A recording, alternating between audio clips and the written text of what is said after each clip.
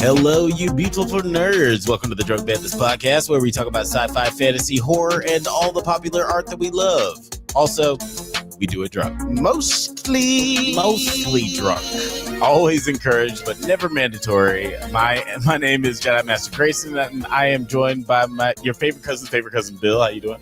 I am your favorite cousin. I am his brother, and we are doing good, man. I'm over here. You know what?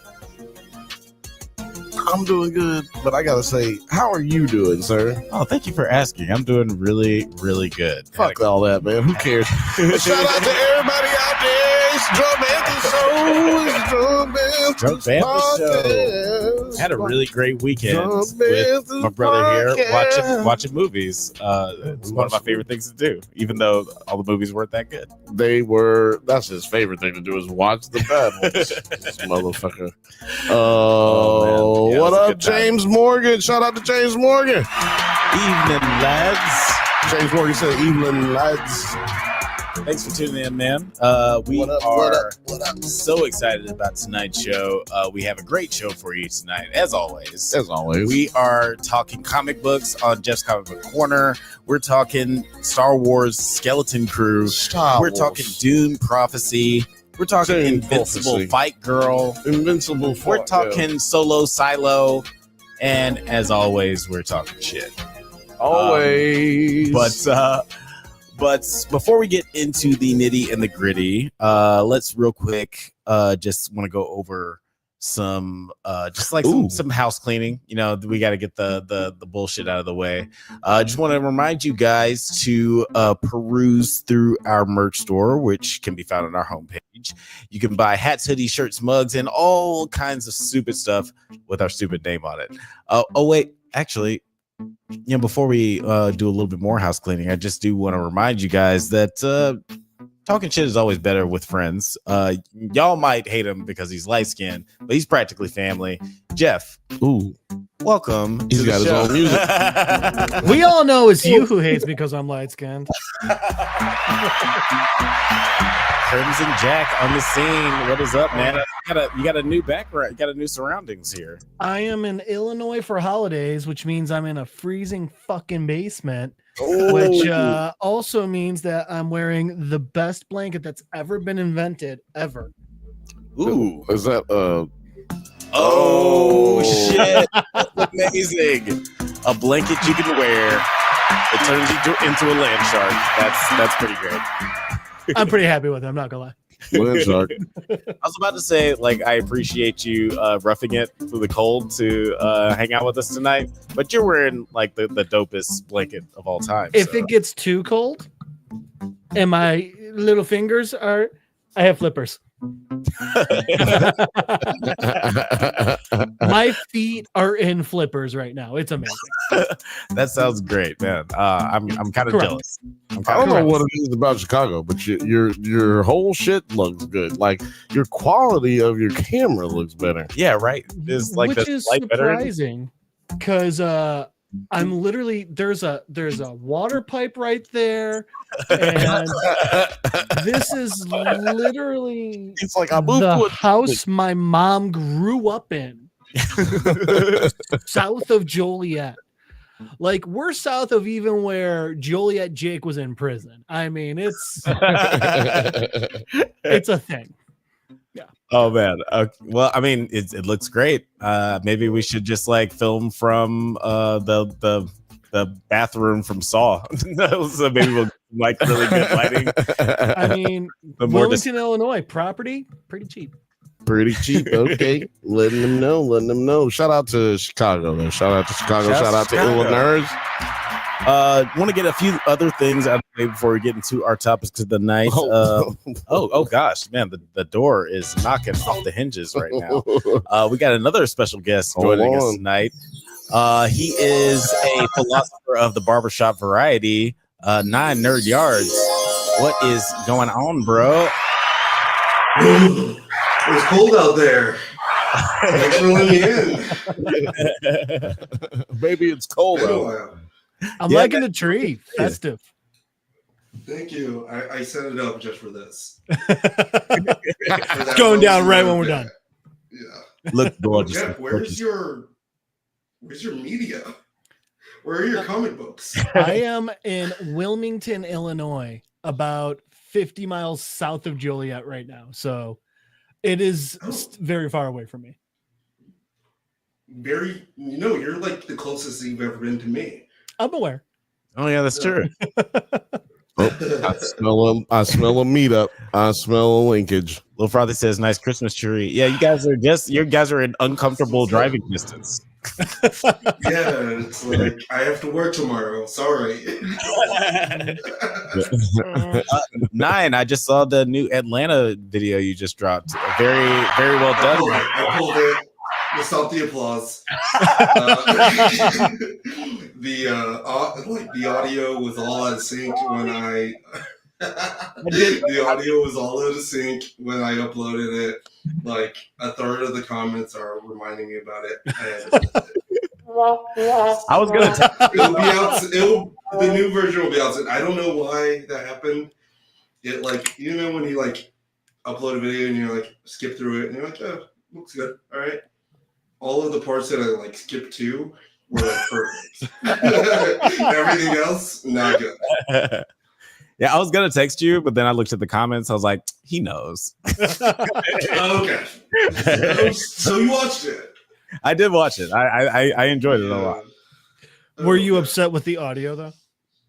I was like, I saw when the first audio mistake happened, I was like, oh, that's weird. Then the second audio mistake happened, I was like, oh, I see. That's not good enough.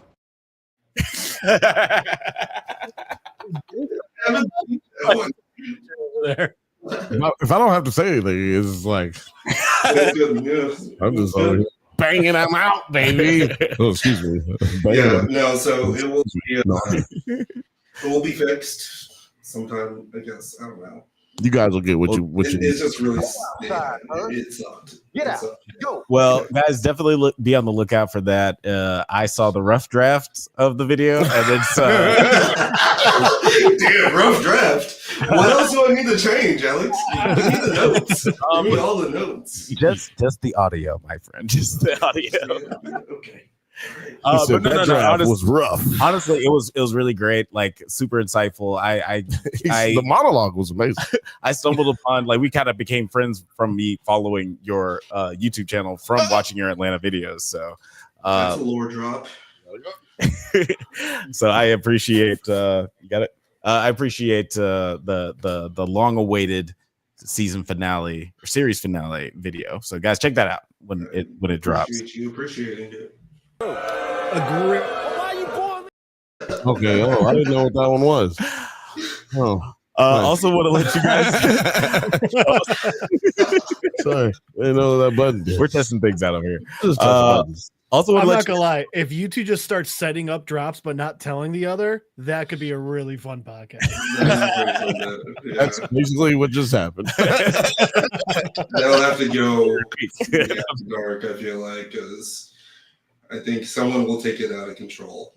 It'll probably be Bill. I don't know. Everybody there's knows. Everybody in the drop that's going to end you up on an FBI watch list. Everybody in the chat knows that that's not how it goes. Alex is the one with the annoying drop. You got the podcast canceled, yeah, but it was a pretty good joke. It's pretty funny, right? Go into the rundown, the paying the bills later. Go ahead and we gonna move it to. Well, yeah, we'll move along. Also, check out Bantha Bunch on Thursdays, and we'll kill it somewhere else. We'll do it live. But let's move on to our first segment of the night. Let's move around the corner to just comic book corner. El Jefe, what are we talking about today? That's Jeff in Spanish for you guys who don't know. For all you stupid. So we're trying to do our 2 issues of a comic, and last week we did Johnny the Homicidal Maniac. So I got another issue of Johnny, but it's just the most weird, disjointed comic series. So I ended up actually grabbing stories from 3 different issues and put those together into one quick, not quick, but one day's worth. So we are starting with issue 2 of Johnny the Homicidal Maniac from the creator of Invader Zim of Nickelodeon acclaim. And so it's this one starts real weird. It starts with Johnny just sitting there and being like, why are people just like the worst? And this guy's just like, I don't know. And the guy in question is tied and chained up inside of a device that's very clearly about to kill him horribly. Just knives and blades everywhere. And Johnny, situation. Yeah. Well, yeah, except there's no way of getting out in this one. Oh, this one is just you're meant to die. Not that one, but let's go with this one. This is one of my favorites of the entire series. This one, we see this guy and he's tied up. By the way, it's Johnny the Homicidal Maniac. Every issue is basically a guy about to die horribly.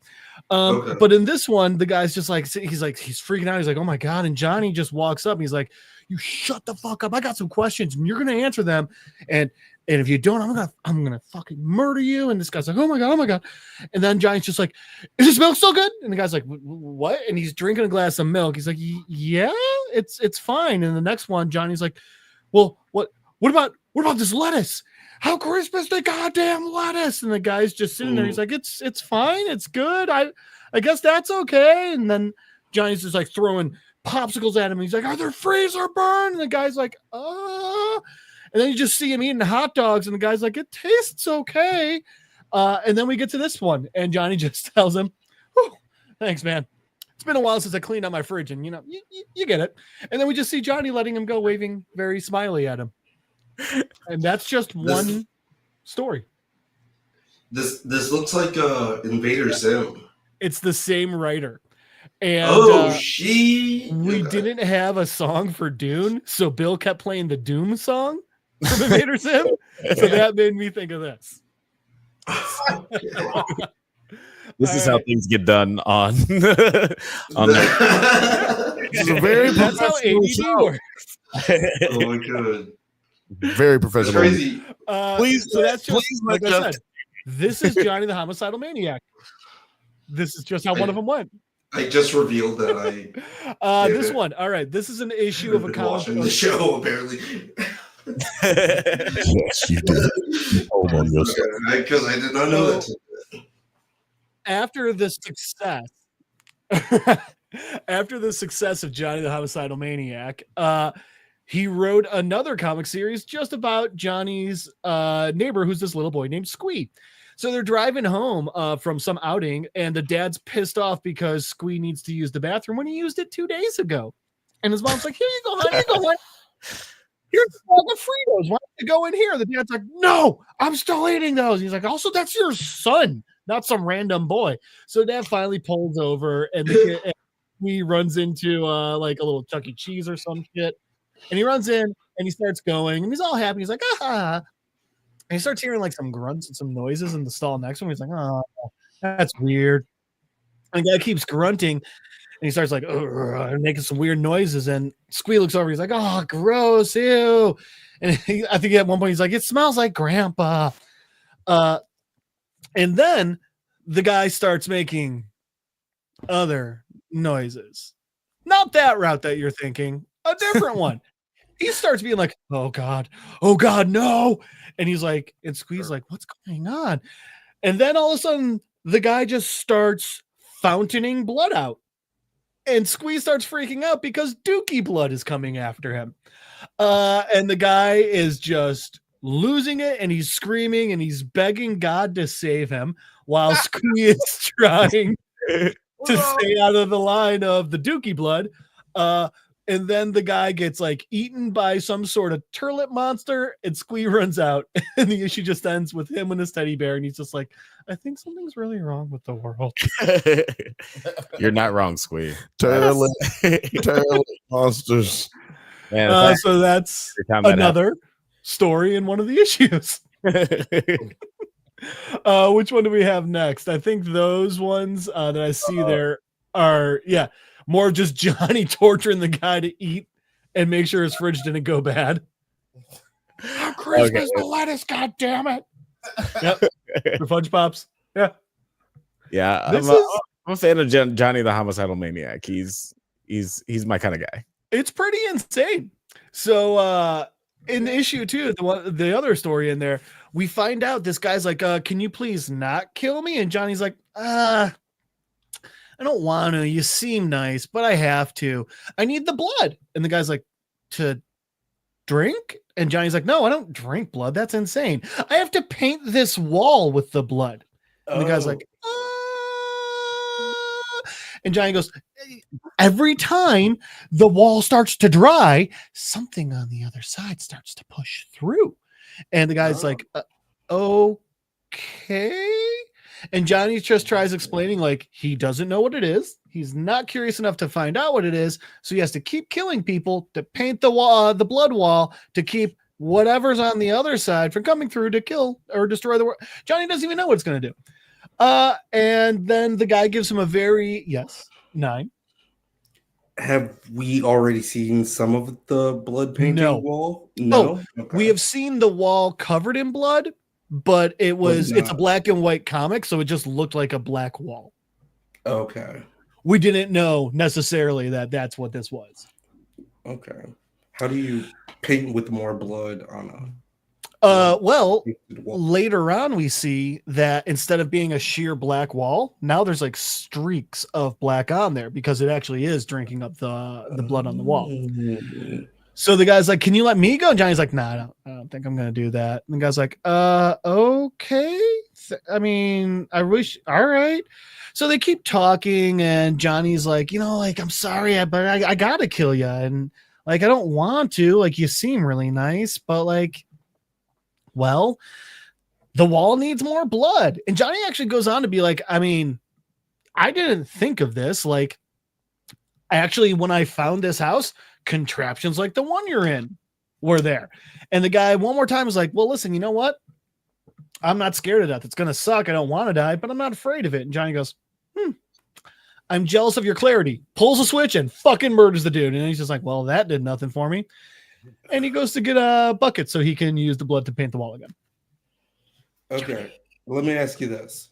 42. Is it you already know the answer. But other question. Is it a finished series? Yes. Okay. Remember, so Johnny's insane. He's insane because he's a serial killer. Yeah. Yeah. Now, since this will be the last issue of Johnny I'm going to present to the class, I will say, at one point, Johnny stops painting the wall. Turns out he shouldn't have. He should have kept painting the wall. Oh, shit. Okay. Johnny meets many creatures. How many issues is this?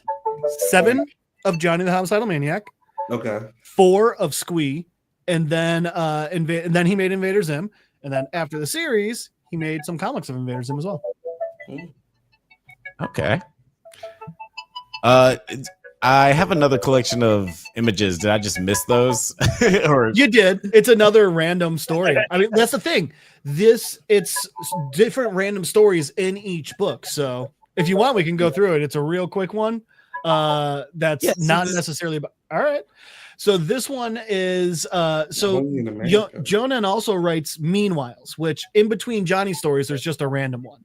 This one's this random couple on their first date.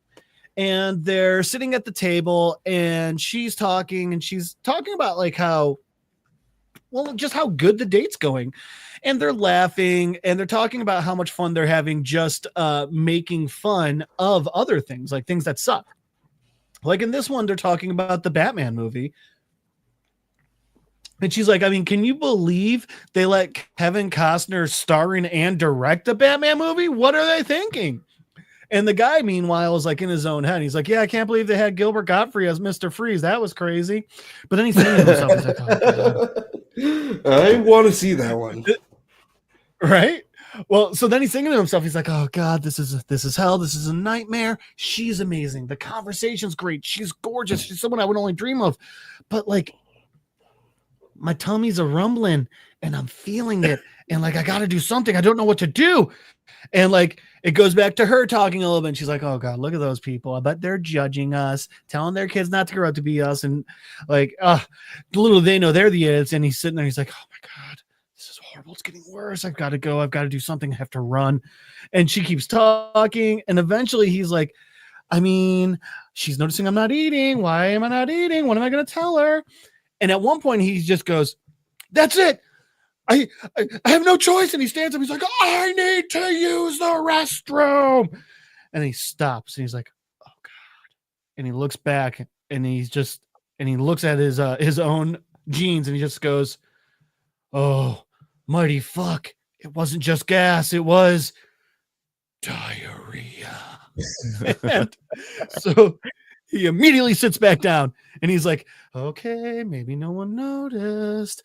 No one saw anything. And the smell isn't hit anyone. And she's like, didn't you just say you had to go to the restroom? And he's like, no, false alarm. And inside he's like, I wish. And it just keeps going. And she keeps trying to talk. And he keeps like, there's one part where it's just like, he's like, I've got to figure this out. I got to think it out. Maybe I'll just tell her I got to pee. No, it's going to run down my leg. Oh, I have a friend who told me he's got to talk with me in the alley real quick. Oh, no, that won't work. Oh, I sat in something wet earlier and I'm just noticing it now. And he's running through all these in his own head. And he's like, no, these are stupid. It's not going to work. It's too obvious. I got to think of something. She's like, she goes like, are you okay? Like, if you're not feeling this, we can end early. It's no big deal. He's like, no, it's fine. Sweat's running down his body. And finally, the people around him start like, you see someone just going like, he's like, oh God, they noticed the smell. They know. I've got to go now. I've got to figure it out. And he stands up and he goes, oh my God. Somebody put shit in my pants and runs out of the restaurant. His little black liquid flows out of his pant legs. And that's that entire storyline. That is incredible. That's a great excuse. Somebody put shit in my pants. I need to remember that next time from my friend when he gets brought up again later in the series. Just asking for many times. Yeah. It is the most ridiculous comic book series. It is very. When was this written? Like 07, I think. Hang on, I can tell you that. I was going to guess early 2000s. Yeah. I read this when I was in high school, and I'm old. I was in high school for 9/11, so never forget. Then, never forget Giant High Zone here. The Red Sox won the series. Oh wait, you're muted. That was after. Oh, different 9/11. I said never forget the Red Sox won the World Series, but it wasn't during 9/11. It was just don't forget. Just don't forget that. Well, I thought that was the score. My bad. And don't forget to like and subscribe. Yeah, if you're enjoying yourself, make sure you like and subscribe. It's about 6 of y'all in the drunk Banthas. I don't know who's over there in Nerds at Night, but shout out to y'all. And make sure you comment, and we'll put your comments up in the screen so that everybody can hear what you got to say. And it's a community of love out here, people. It's a community of love. Speaking of community of love, James Morgan said in the chat, you ever see Viz Comic, Jeff? You'd like it. Have you heard of that? Viz Comic. Hang on. Viz Comic. Viz Comic. Hold for Googling. Get caught up in the British comics. I'll have to check these out. Crossfire. Sorry. I got caught up in. I'll check them out. Y'all remember Crossfire? By the way, it says at the CNN show. It says under Wikipedia, it says Viz Comics, publisher, blah, blah, blah, format, adult. So I know that we're going to be showing that one on YouTube. Adult. Yeah, because like shit monsters and like everything. Oh, no. Like, that kind of adult. Things are spelled with extra X's. I see what you mean. Yeah. I see. It's a Crankdown mag. But guys, wait a minute. Important stuff. Do you remember Crossfire, Jeff? Oh, I can't. Of course. Okay. Guys, the CNN show or what? No, the toy. It's a toy. Oh, Crossfire. And it's a motherfucking amazing theme song for it too. Yeah, unnecessarily good. The theme songs in the 90s were just better. It just were. Sorry. But guys, for the Succession theme song. We do have so next episode we'll be going back to a more normal type of comic book in the sense of like instead of multiple stories within one issue, it's one recurring story. And again, those were Radiant Black, Geiger, Batman White Knight, Mr. Miracle, The Shadow, Vinyl, Batman Flash, The Button, Cluster, Ninja Turtles / Power Rangers, The Dresden Files, Berserker, Batman Creature of the Night, Crossover, We Only Find Them When They're Dead, or Eat the Rich. If you guys have preferences, let us know. I've got those ones all set and ready to go, so we can do a couple issues out of each of them. So did you say Berserker or Berserk? Berserker with Berserker is the current running comic with no vowels for some reason. BRZRKR, written by Keanu Reeves. Oh, okay.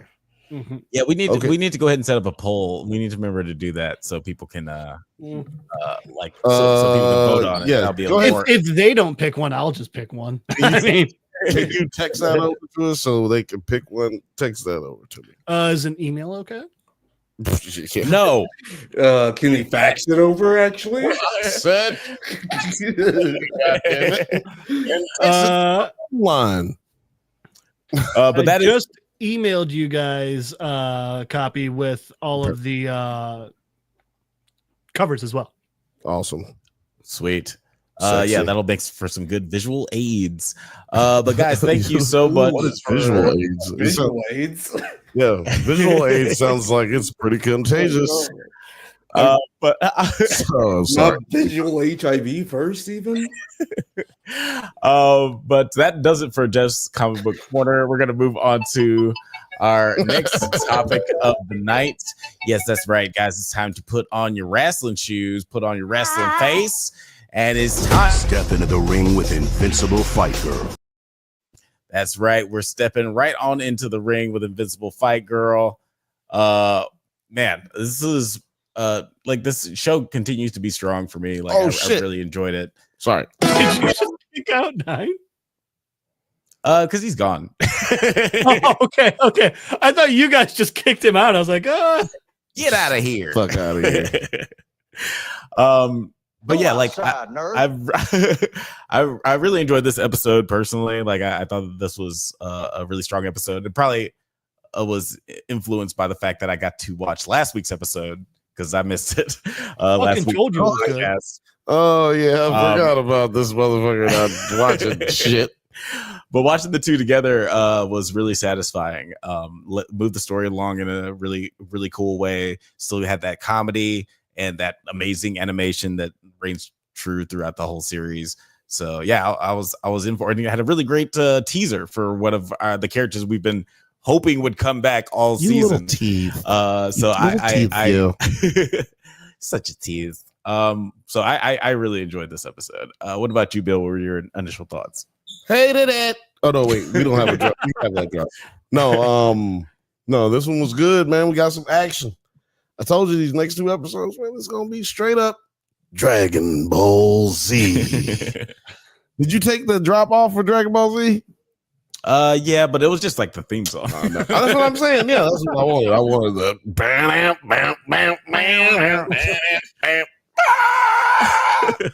and then screaming in pain in the background.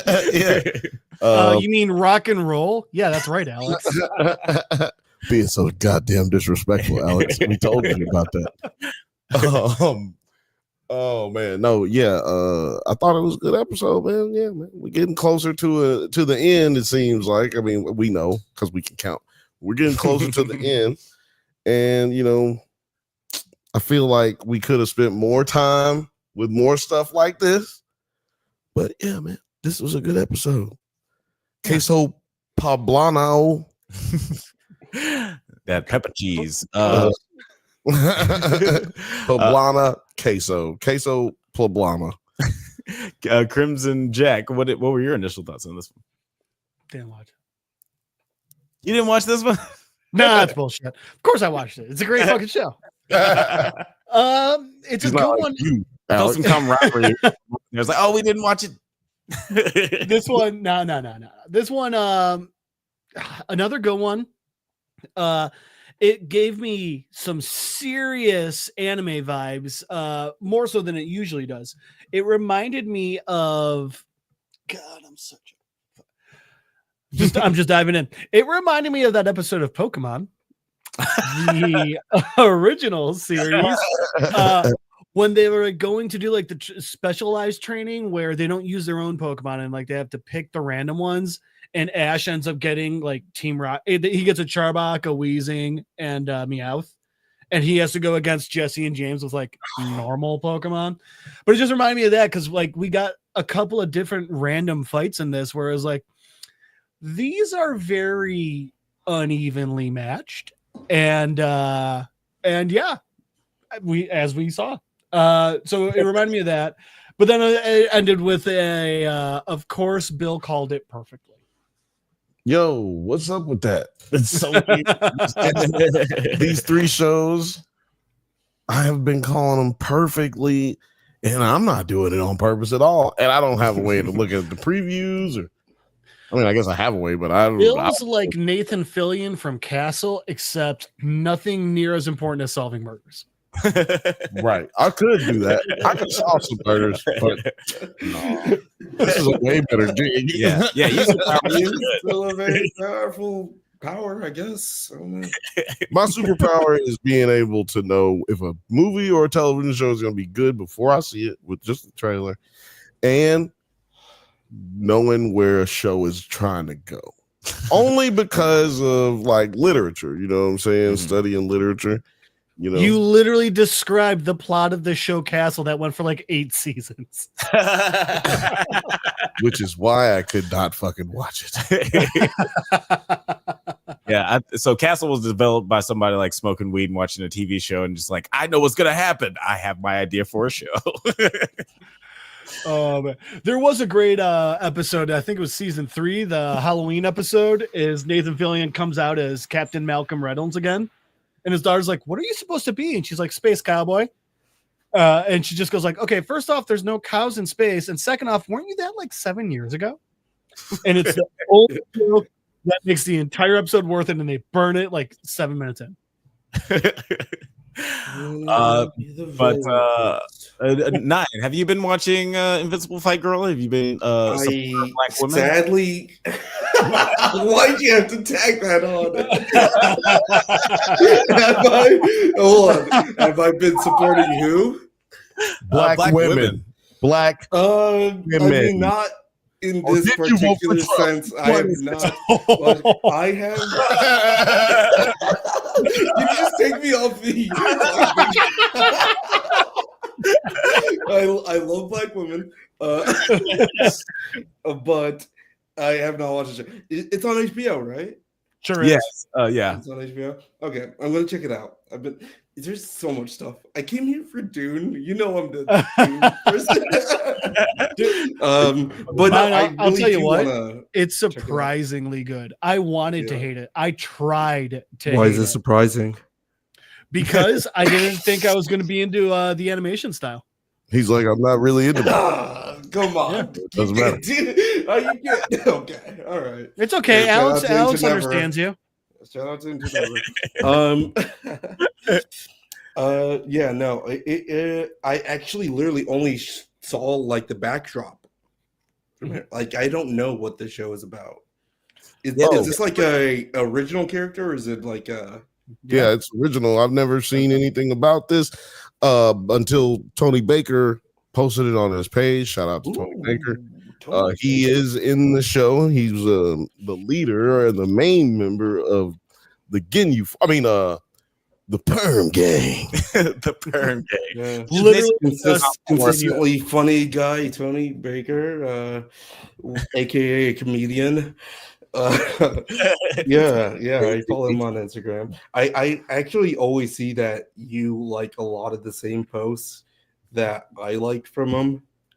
Oh yeah. Yeah, I'm like, oh shit, He's I like it, and I'm like, oh, Bill, I think Trump Nine's Bantha. found the camera. As soon as you like something, I'm like, oh, got him. Got him. Yeah. No. Do you have a clip from this episode? Yeah, I do actually. Let me play this real quick. Play it. Oh god, dude. Yes, thank you. Oh, our nips just touched. Mine are so hard. Mine are different sizes. 4 people signed off, right? So that was a cool, just like logged off. that was a good example of the animation style and just like the like Four the of them. emotion. 4 of them, Jeff.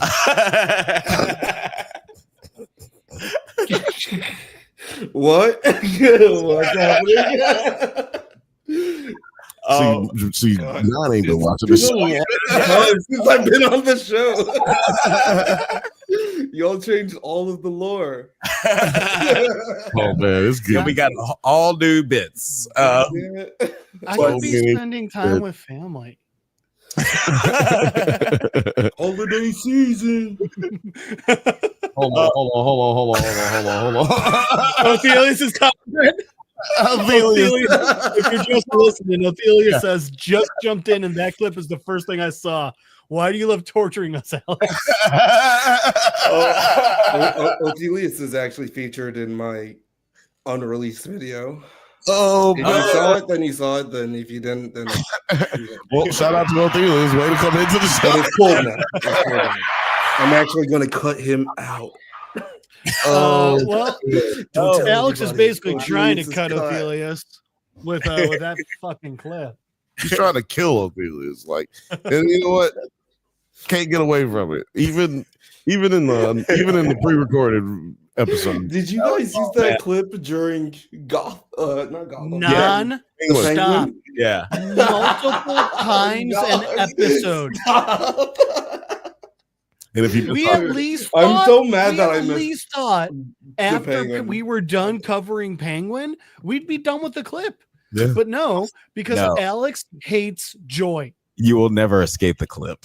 You guys got to understand that I've been not on the podcast for like a while. I took a couple months sabbatical. If I would have gotten to How'd you skip do? that clip, I would have taken that sabbatical too. Okay. Alex is gonna find a way to chisel it onto my fucking tombstone. Othelius talking to Nine, he said, "Damn it, what I do this time?" Good another video. Made my audio fucked up. Othelius, I'm gonna blame you. But yeah, let's It go. was and get- fine until Othelius was referenced. let's go ahead and get into episode 8 of Invincible Fight Girl, the Rusty Rumble. With Aunt P's deadline hours away, Andy feels she is close to figuring out the perfect strike. When the gang finds out there is an exhibition tournament being held in Rustburn, Mikey thinks that if Andy faces a real opponent, she might finally be able to master the perfect strike. Now, it seems as though the team is getting kind of desperate here in this point in the show, and they're kind of just like going off Saiyan rules. Basically, it's like if you fight somebody strong enough, you'll, out of straight desperation, you'll be able to become even stronger. Do you think? Just like Pokemon too, though. Yes, it's very. That's why I'm Pokemon-y. singing it.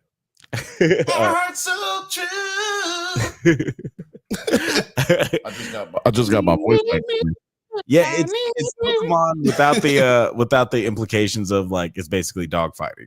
I don't know. I don't know why people are okay with Pokemon. Shit, that's the new video. That's the next video. I'm telling you, if your dog can throw fireballs, sorry, take cats.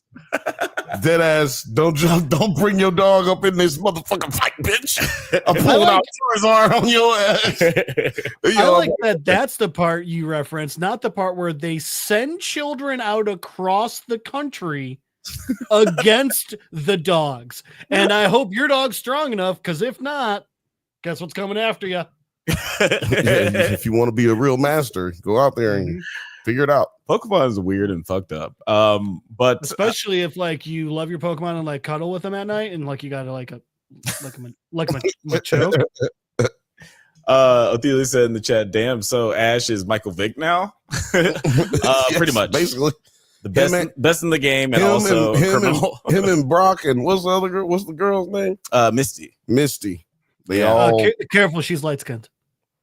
Oh, my bad, Misty. She is like She's got a stripper name.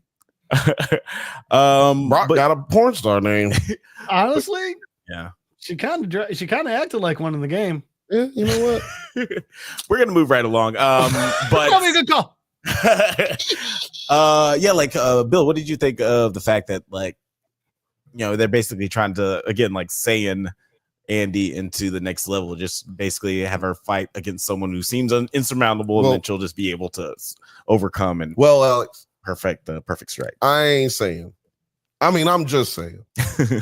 I ain't a saying, but I'm just saying, right, that it seems like this should have been an idea maybe before. Okay. Right. Like, I'm not gonna hold, what's his name? Mikey. Big Mikey. I ain't gonna hold him too responsible, seeing as he's 8. Yeah, he's a child. But he's really the only child in the group. That's what I keep forgetting too. Jeff. That's why I'm like, you know what? Being that he's 8, I will forgive him. But you know, should have came up with that idea early. But you know, what you gonna do? Nigga, 8 years old. Yeah, so, he's 8. What are you gonna do? But yeah. I mean, no wonder he's so cranky. He needs this nap time, you know? Needs a juice box. And then definitely needs a juice box. Then at the tournament, the gang split up to find a decent opponent for the first round. Meanwhile, P is confronted by a scout from GWC attending the tournament, on the lookout for new talent. Now, I do want to get into this scout in a little bit, but I do want to play this clip. Yeah, this is what I wanted him to fucking play. I want to play this clip of, you know, Andy trying to find a worthy opponent for her wrestling match. It's important to fight someone who can bring out the best in you. Yo, what he means is you're a kid. And you suck. You should probably fight someone like that.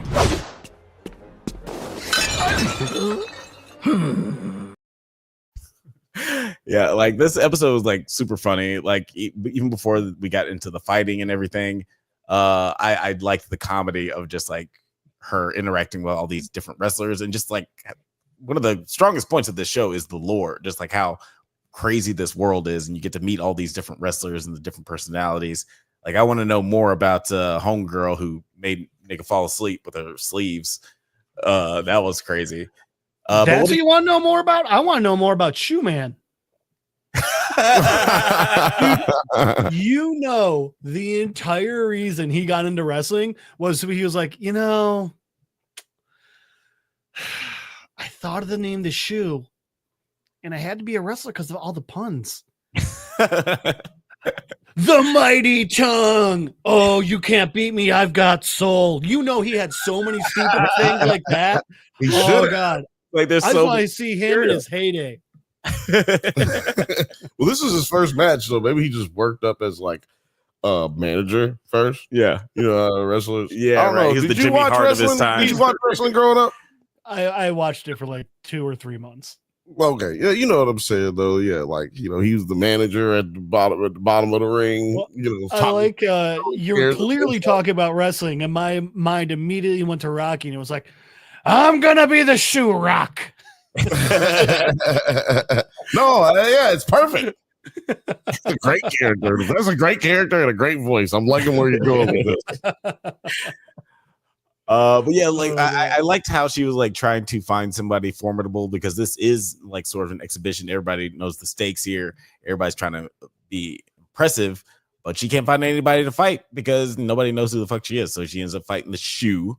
But then we get the reveal. Kind of. Yeah, he kind of knocks himself out, which was hilarious. But what did you think of just like the what you call it, cliffhanger? We get the reveal that the Perm Squad are back on the scene. Crimson Jet. I'm staying with my family, which means I have tiny children around me. And thank God I decided to watch this episode while they were at school, because I just let out a giant, you've got to be fucking kidding me, in direct reference to the fact that Bill was right again. I mean, it's like the only thing about our last week episode that I remember was that Bill fucking predicted this. And I definitely didn't think I was gonna be right this episode. I thought maybe I'll be right. Yeah. Next episode. Yeah. But no, the universe was like, no, we're gonna annoy the fuck out of you. We're gonna let Alex keep having that clip, and we're gonna prove Bill right fucking now. Yeah, man. Look, I'm on a roll. I wish my underdog fantasy was. My friend? I just wish my underdog fantasy was looking this good with predictions. But what are you gonna do? Underdog, send us some money. This could be the Drunk Banthas podcast brought to you by Underdog. Yeah. Give us some money. Think about it. It could be you, baby. Bill ends up being like Salma Hayek in Dogma. He can give out the great advice, but he can't keep any of it for himself. So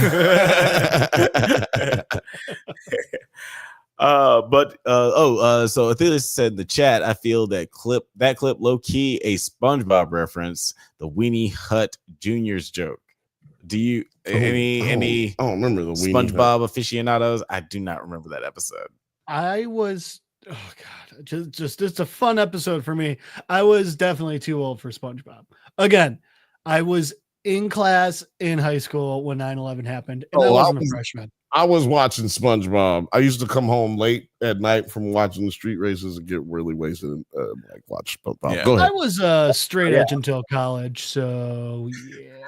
Well, yeah, straight edge. He was beating up kids who like to smoke cigarettes. I mean, I was a weirdo who I didn't drink until I was 21 on my 21st birthday.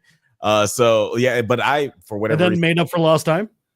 Yeah, I'm catching.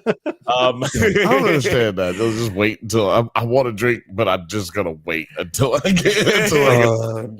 But I am the generation of SpongeBob, and yes, I do understand the Weenie Hut Junior reference. Bing bong going for right there. It's right there. Yeah. So you saw the reference there in that clip? I saw the reference there. Yes. Yeah. Okay.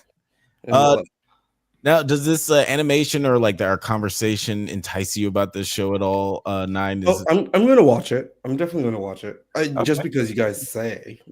But yeah, the interesting thing about it is it's like American, like the images and the people are done in like American animation style, but it's American animation animated like an anime. Mm-hmm. So like the fight scenes and stuff, they take notes from anime. It's really cool how they do it. I'm actually a lot of my comfort shows are like that. A lot of my comfort shows are Avatar, Last Airbender, which I would consider as kind of like American anime, and also the same studio does the Boondocks. The same studio does My Adventures with Superman, which I like have on repeat all the time. I heard that's really because I love that show. So yeah, I get what you mean by how that clip, just the clip. Yeah, just the clip. Also, I like Othelitz's quote there. Honestly, I feel like Ash was either Mexican or Filipino. It's going to be a real weird podcast if we just start mulatto digging down what every animated character's race is. And I'm here for it. That might be the Thursday. That's pretty funny. The animated character's race. Dude, like at least we're gonna have to pre-record that one for the Full Metal Alchemist boys. We're definitely German. I know it. Oh hell yeah! Oh fuck yeah! Thank you everybody out there who's helped me come up with that. Thank you. I love y'all. Surprisingly, Ichigo from Bleach, full-blooded Irish. What? Moving right along. That's a good call, Alex. Thank you. Guys, do want like if you guys have been watching Invincible Fight Girl, please let us know in the comments what you've been thinking of this series. And we only got 2 episodes left before we wrap it all up. So let us know how you think it's going to end. What are you looking forward to? Just any general thoughts on the show. But we'll move our conversation on to our next topic of the night. Yes, that's right. We're going out into the far reaches of space, and we are going to talk about it. That's right. I like going talking right before the clip starts. Like, I'm scared. It's like, oh my god, this is talking about what? That's right. We're talking Dune Prophecy. This is episode 5 of the series. I personally thought that this was one of the stronger episodes. I thought that it was getting into it's like Game of Thrones bag with just like the intrigue, not spending too much time on the shit that's sort of boring about the show. And we got a good amount of action and political maneuverings. Like I really dug this episode. I feel like I moved at a clip. But what did you think, Bill? Man, I just felt like a fucking dude. I felt like a nigga from a goddamn blaxploitation film. Yeah. Bullhorn from Black Dynamite. Man, let me tell you something right now. I hated this show from the very beginning, but I love it now. And it's mostly because there's more black folks on the show. Well, actually, that's not true because there aren't any more than they were from the beginning. Yeah, but it's the most we've had like per capita, just like in one episode. No, I'm not gonna do the show like that. What I am gonna do though is give it the benefit of the doubt, and that is meaning including the last episode, because I go episode to episode. And I'm not going to judge this show until it's over, but because something could have episode 6, right? 6? This is episode 5. I'm saying, but the next one is the last 6, episode, yeah. right? Oh shit, is it? Yeah, I guess so. Damn. Yeah, so this episode 6 is going to if it could just blow my motherfucking top, So right now I reserve the right to say it could be a great show, but so far it's a good show. It's an okay show. And this episode has some reveals that really, make you feel like that. A lot of intrigue, and one is of that it kind of intrigue,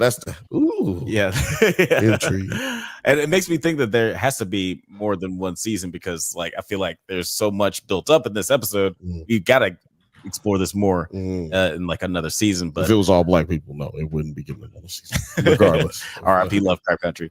9, since you're back on the scene, I'll let you go next. What did you think of this episode and like the season overall so far?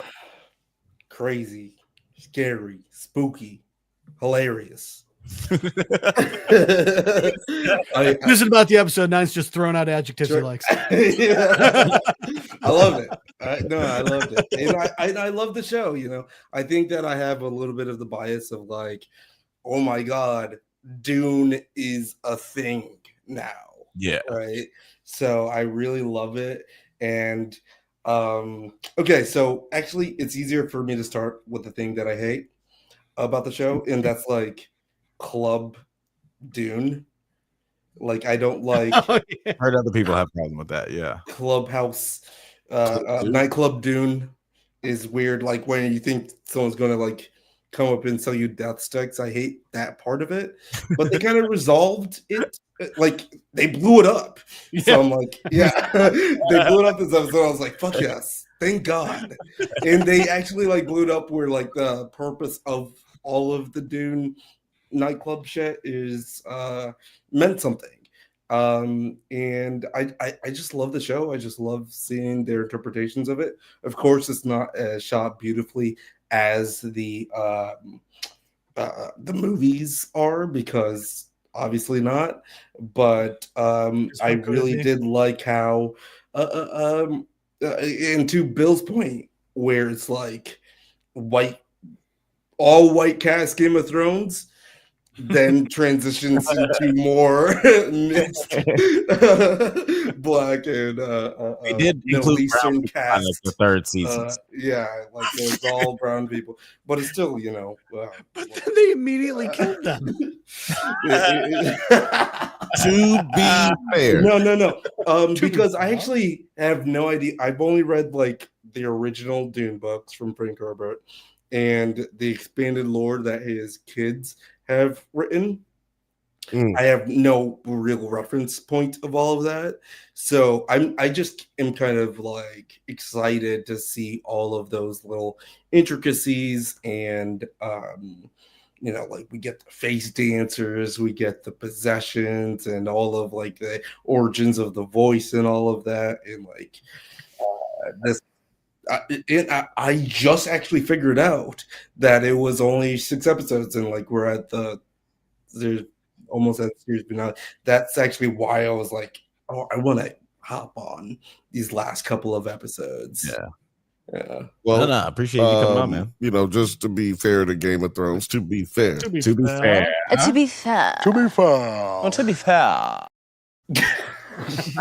What is going on? Letterkenny's one of the funniest shows. Yeah, I recognize this Letterkenny. I've never seen these drops.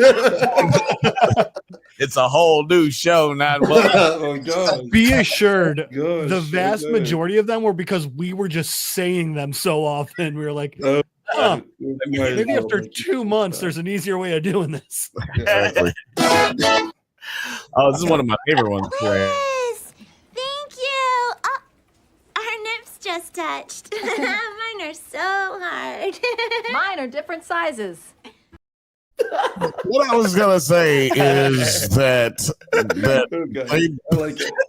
I was gonna say the Game of Thrones. Everybody dies in Game of Thrones. To be fair, even though they killed the black folks, the brown people. Yeah, but that's true. Everybody, we're all depressed. Game of Yeah, it's like reverse Game of Thrones because like we're getting House of the Dragon, which is a prequel to Game of Thrones, and there's like so many black people, and now it's like what happened to all of the black people in the like current Game of Thrones season.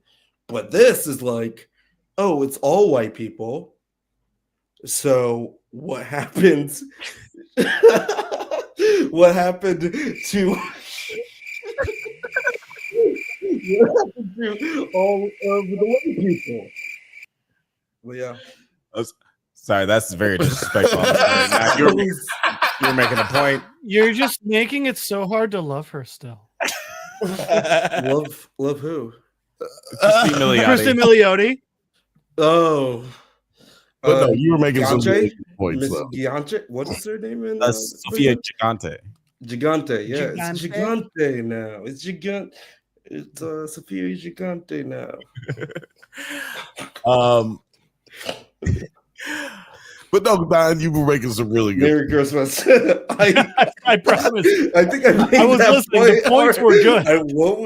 I can't remember what I was saying.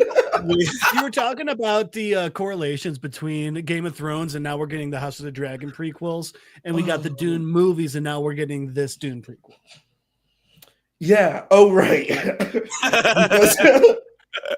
Yeah, and then like nipples the lack happen. of black people in each property have switched. I don't know if that's a good point. I was just. I'll tell you what. saying, It doesn't say anything good for their respective universes if there was a bunch of black people in the past and then there's none now. Yeah, and then like now, it kind of makes sense. Like 10,000 years, and then there's like Middle Eastern people.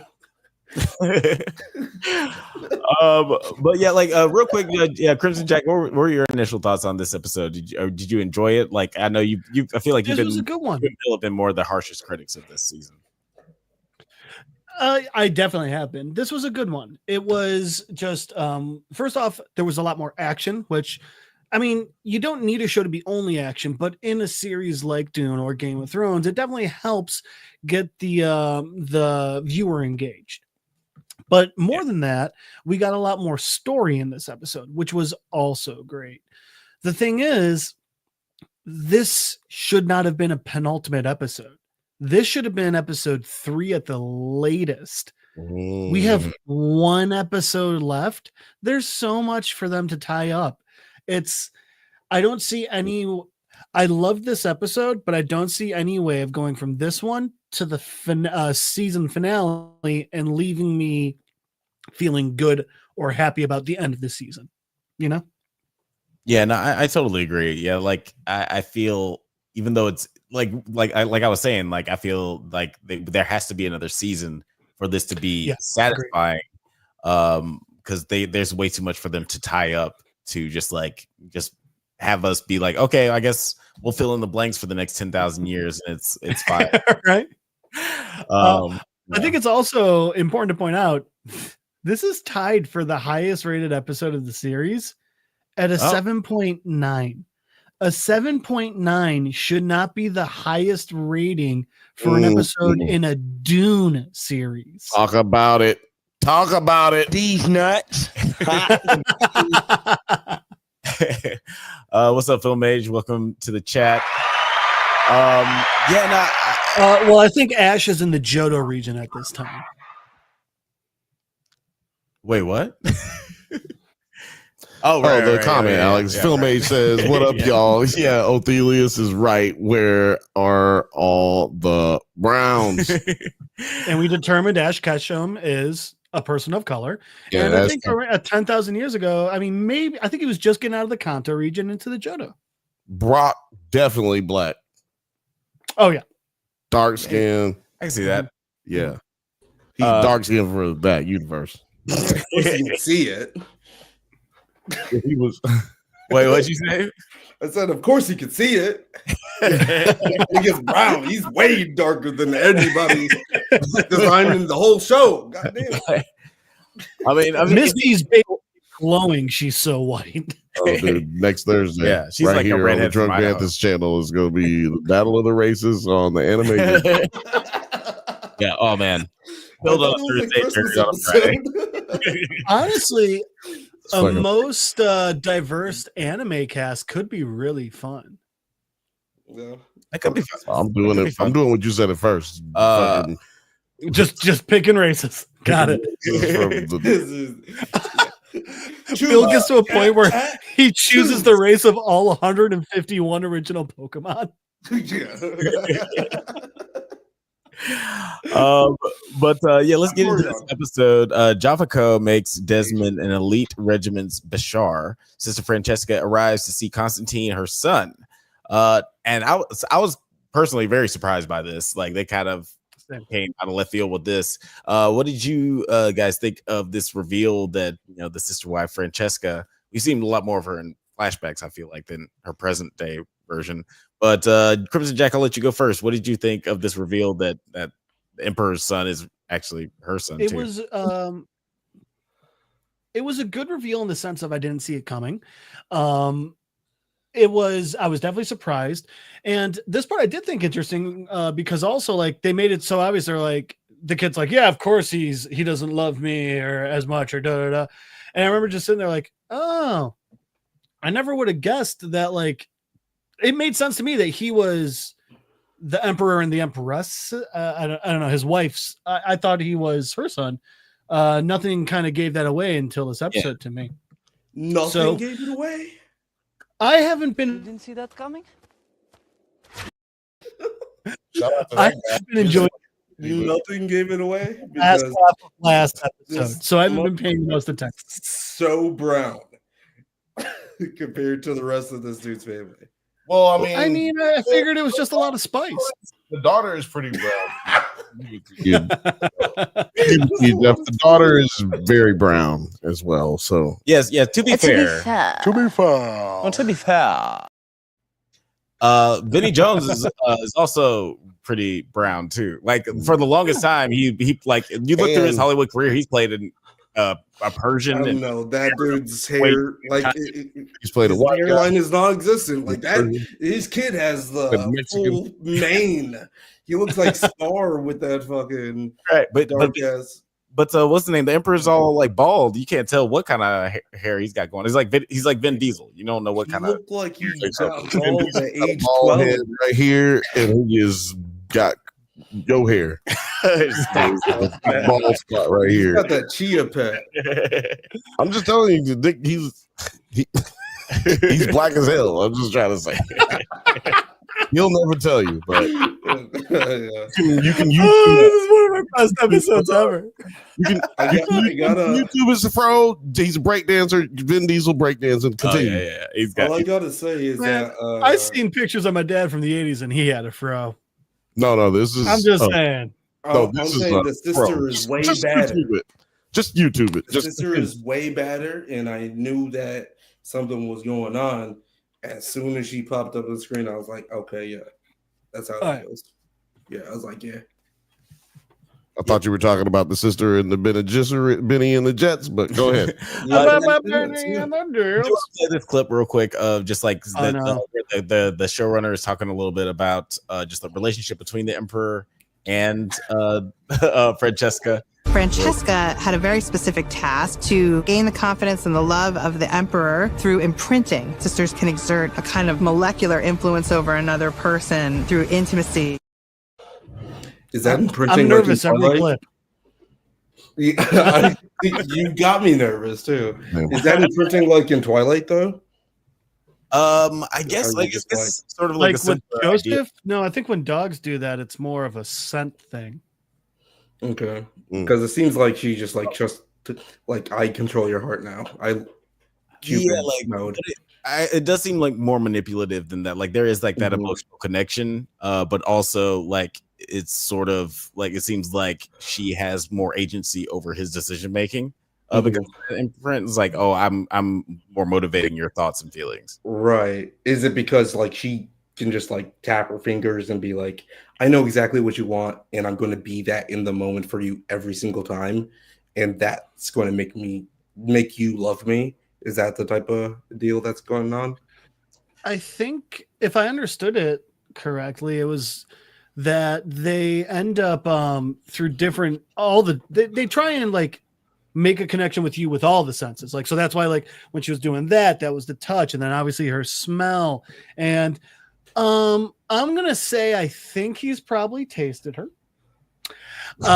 So I think they use all the senses in tandem to try and do this, but then also they use their whole, like the Benny and the Jets got that molecular thing down where they understand. I mean, isn't a whole part of their thing they can manipulate people on a molecular level?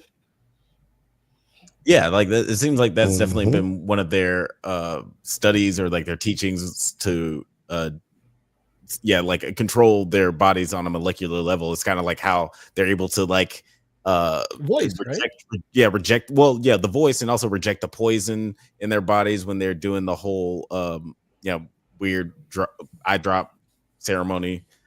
So like right. I think that there's definitely some there. But it also seems like she's mainly trying just to motivate him to act in the wills of the sisterhood. But it does seem like more so like it's supposed to be sisterhood above all, but it seems like it's more just like vulva above all. Where like everybody's just like following the vulva. Everybody's just following what vulva has to say. Vulva wants to do. Vulva. Rather than just like because the rock. Go the rocks in the sky. Because like the principles of the sisterhood seem very divided. So like I don't know. Like what did you guys think of just because Vulva is one of the characters we've criticized a lot throughout the series. So she's the least interesting part. To your point, somebody pointed out. Well, I'm not gonna say somebody. Shout out to Heavy Spoilers.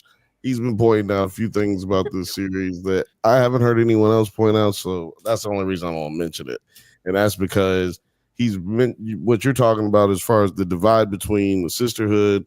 We've seen the sisters in the blue, and then there's the sisters in the black.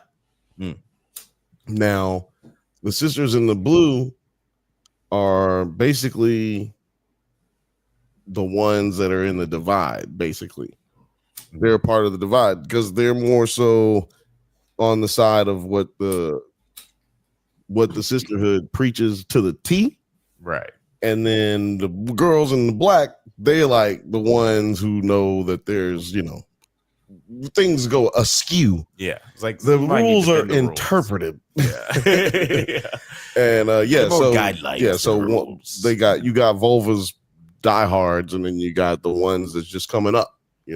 I think that's what they tried to symbolize in this one. I feel like what do they call them? They call them acolytes.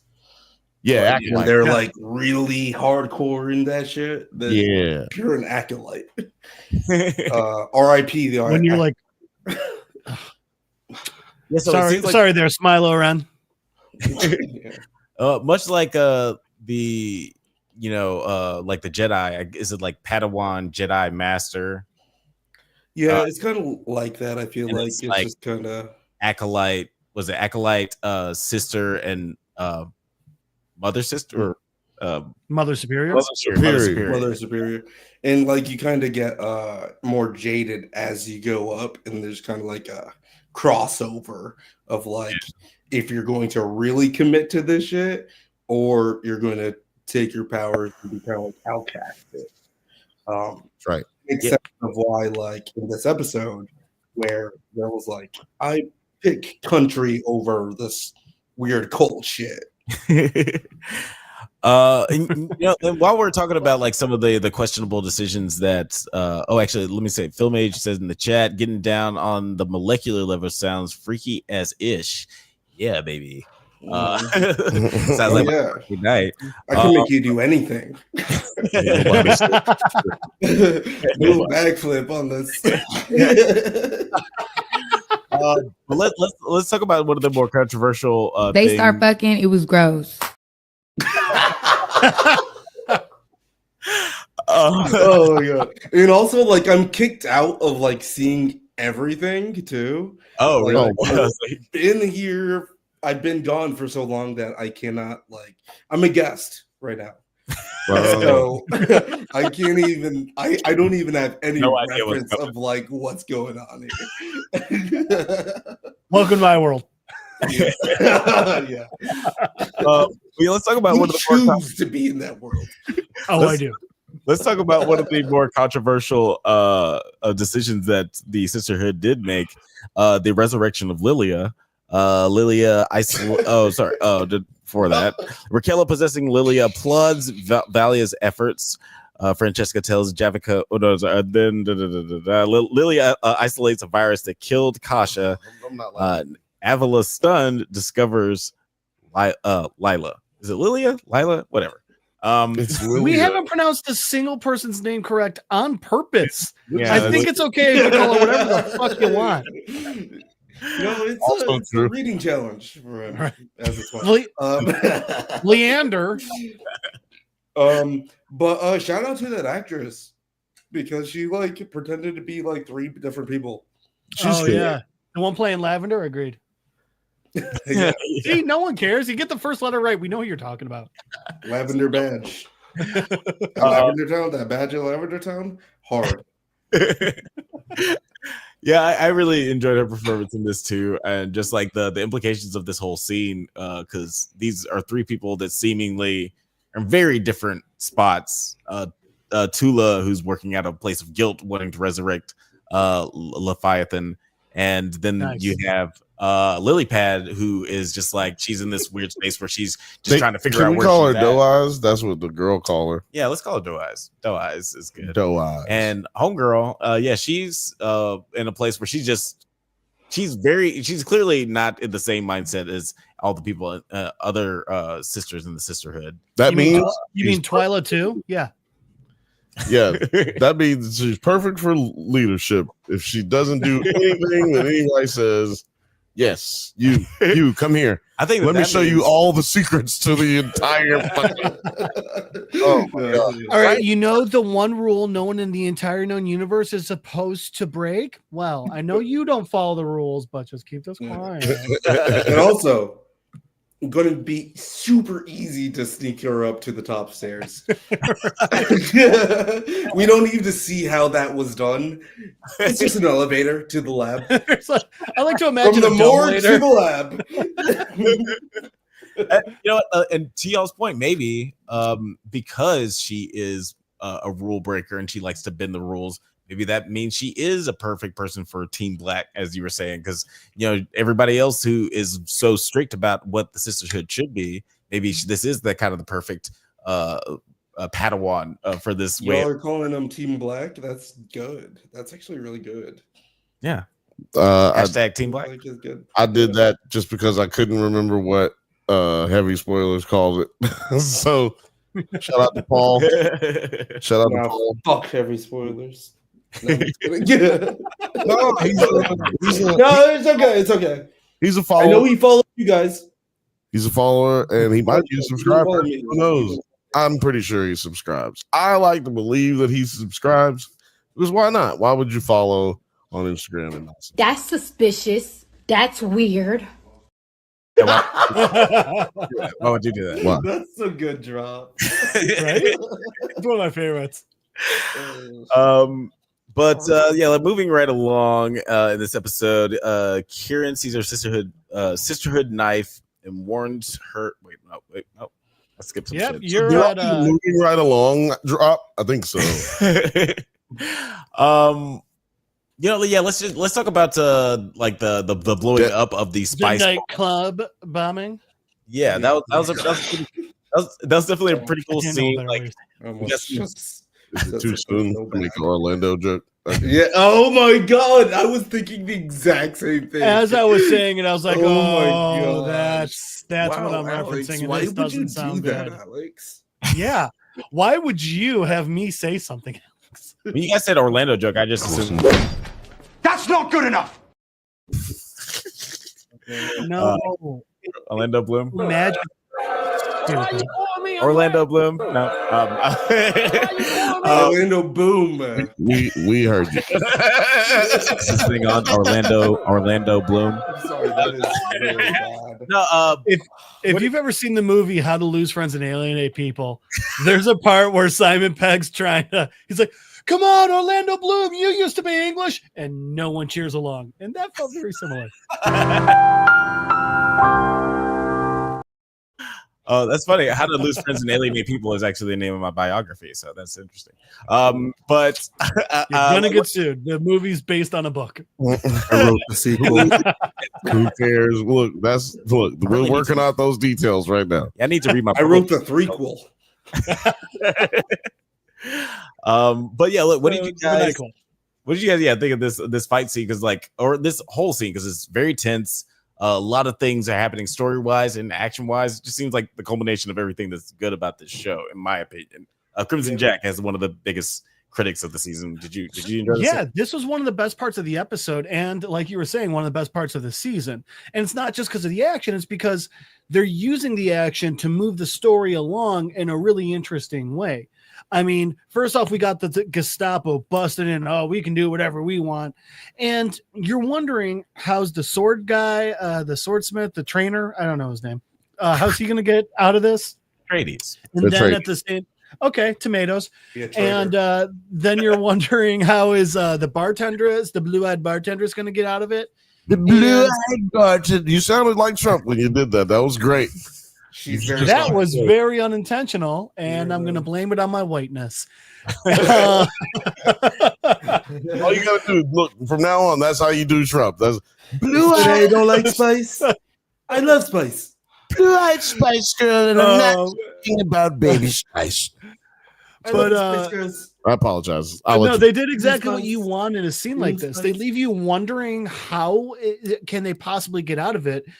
And then they show it to you in a way that it's a way that is very predictable, but you weren't thinking of it because you're caught up in the moment. So this scene is what good storytelling is, and this scene is what they should have been doing the entire series, at least once an episode.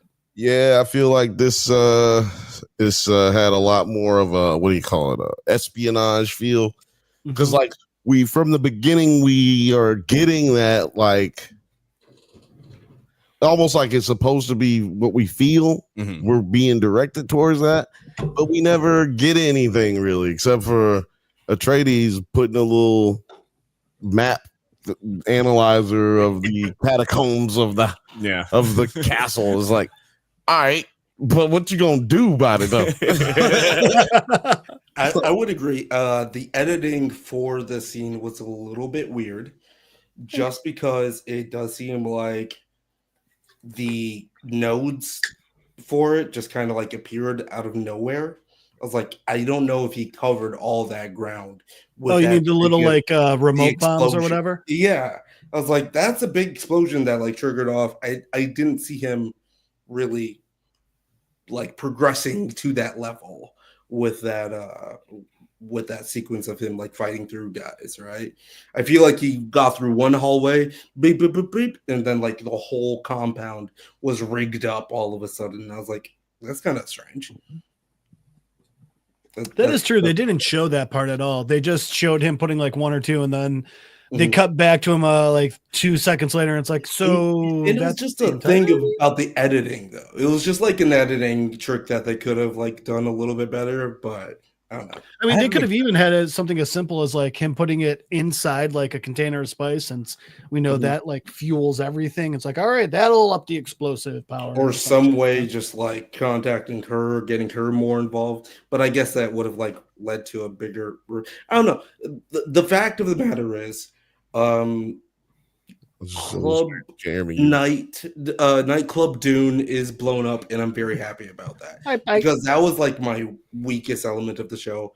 I did not like the aesthetic of it, and I did not like how it fit into the Dune universe because it's very, from the Dune movies, how much they nailed it. Like it's just very flowy and like concepty and cerebral. It kind of like takes me out of it when I see just like nightclub goons. Yeah, it's a little weird when you're like, okay, this is a very this is clearly something done out in the universe and everything. And it's like, oh, here's that scene from Euphoria in the middle of the show. Okay. Right, yeah. Go outside, nerd. Get out. Go. I'm glad that you brought that back up because like I personally didn't bump up against that. I did hear a lot of scuttlebutt where people were kind of weirded out by there's people mad about that. Yeah, like I've heard some other people who are just like, I don't understand why people are doing cocaine in the super future. Yeah. Wait a minute. But first of all, they're doing that's like a known thing. Motherfuckers do spice. Well, like here's the term is space cocaine. Okay, because I'm gonna go back and like give you guys your plays on this because I want to know what you guys think. Because you guys did Arcane, right? Yep. Okay. You did. You know how in Arcane, when the dude was like doing his rehab in like his own little spice little tent or whatever, and it was like some like wolf chick like painting this thing on his legs. That is when he was having orgasms from body paint. Exactly. Make it weird like that. Yeah. You know what I'm saying? Don't make it like even seem like something that I'm familiar with. You know what I mean? That's the type of shit that I like. But sorry, go ahead. Go ahead.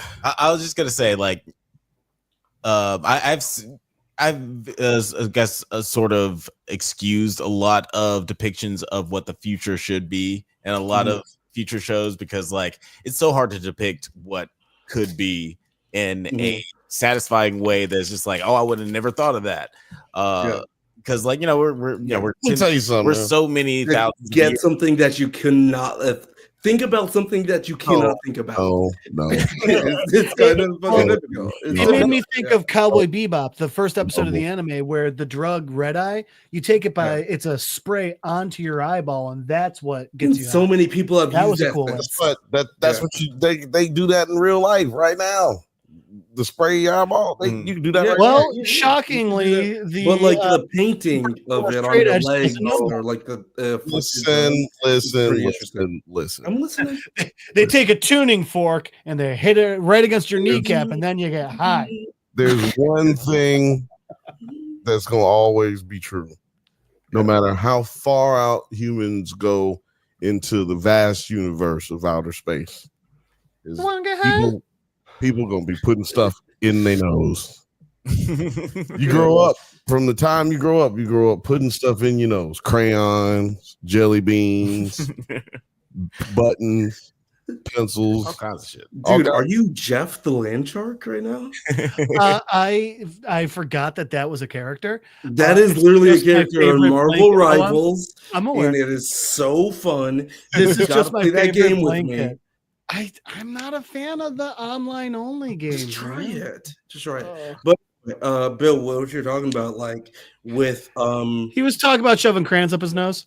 Exactly. Like again, like just make it a little bit like I can kind of understand because it's like literally 10,000 years before Dune. So it's like actually more to our present day life than it is to what we saw in the Dune movies. But at the same time, I'm still expecting something a bit more abstract. I would even actually, you know what the thing was for me? it was just the music as well. The music was like, like while they were hanging out in their, like literally someone was going to hand them people in Chicago.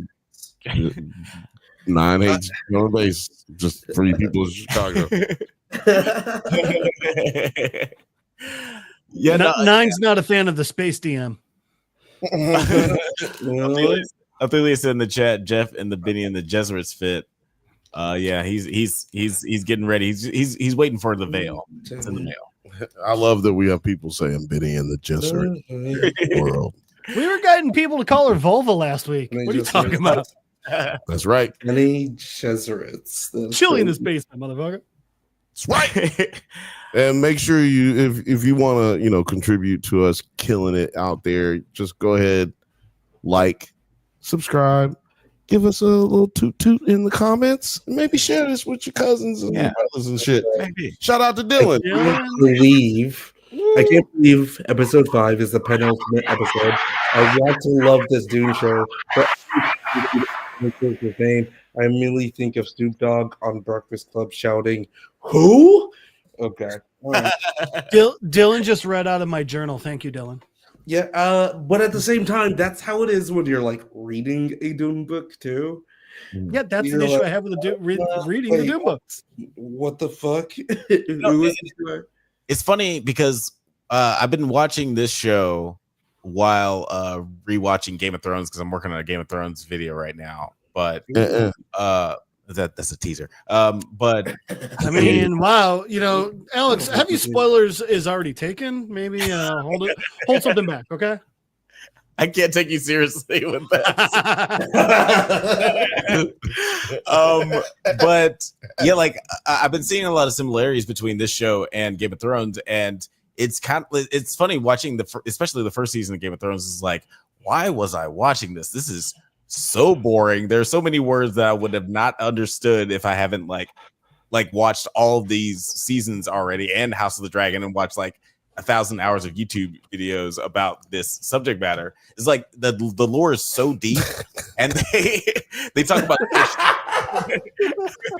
they talk about so much shit that you would not. They talk about so much shit that you would not really understand or know about until like later on. But for whatever reason, it's still intriguing. Like, I don't know what it is about that. Same thing with Star Wars: A New Hope. They're talking about the Clone Wars and power converters, but none of these things make any fucking sense, except for in the world. And I know who Jeff the Landshark is. But does everybody else? Alex, that actually brings up a question. Did a lot of people watch Game of Thrones when it came out? Because I know for myself, I even heard how good it was. Gave like the first 2 episodes a shot and was like, fuck this. That's a good question. I should need to look up what the ratings were for the first season because I didn't watch it until the second season either. The tricky part's going to be finding out what the ratings were as the episodes were coming out, not as people went back and rated it after loving the entire series. You can go back and look at first reaction articles. You have to go read. You won't have to. You won't be able to go to YouTube probably or anything like that. But I would. Oh Jesus Christ! It does look. But I was gonna say. Game of Thrones did have a slow lull. It wasn't until people heard about. It wasn't until people heard about Ned getting his head cut off that people went. Oh, spoiler alert! Oh shit! Then though, that people started getting involved. So yeah, continue. No, yeah, and I'm curious. Like when I hear people say that they bump up against just the vastness of the lore and the crazy words that people don't understand, is like, what people? Isn't that what drew us into Game of Thrones and Star Wars? Like, who drew us? Who did draw us? I mean. So take Star Wars as an example. Look at the opening to A New Hope. I mean, laser beams flying through the air, people freaking out. And then a dude with a fucking laser light sword who looks like a goddamn nightmare ninja samurai made out of robotics comes out. That's what they open it with. So, like, while, yeah, that's true, Star Wars: A New Hope knew to at least get us off on the get us hooked in with the action, and then slow roll the story to us. I mean, shit. Between that opening scene, when's the next action scene we get? When they're flying out of Mos Eisley? It takes honestly that first movie takes its time way more than I remember every time I rewatch it. And to your point, if you play Lego Star Wars, it's pretty action packed all throughout. Oh yeah, Lego. I recommend Lego Star Wars. It is a surprisingly the Lego games are fucking good. I'm playing through them right now. I'm playing through the Skywalker. Lego Pirates is pretty awesome too. But I do want to. I don't have time for that, Jeff. I do want to ask you guys about one of my favorite scenes in this episode. Yanez interrogates Kieran, who pledges to improve the Imperium.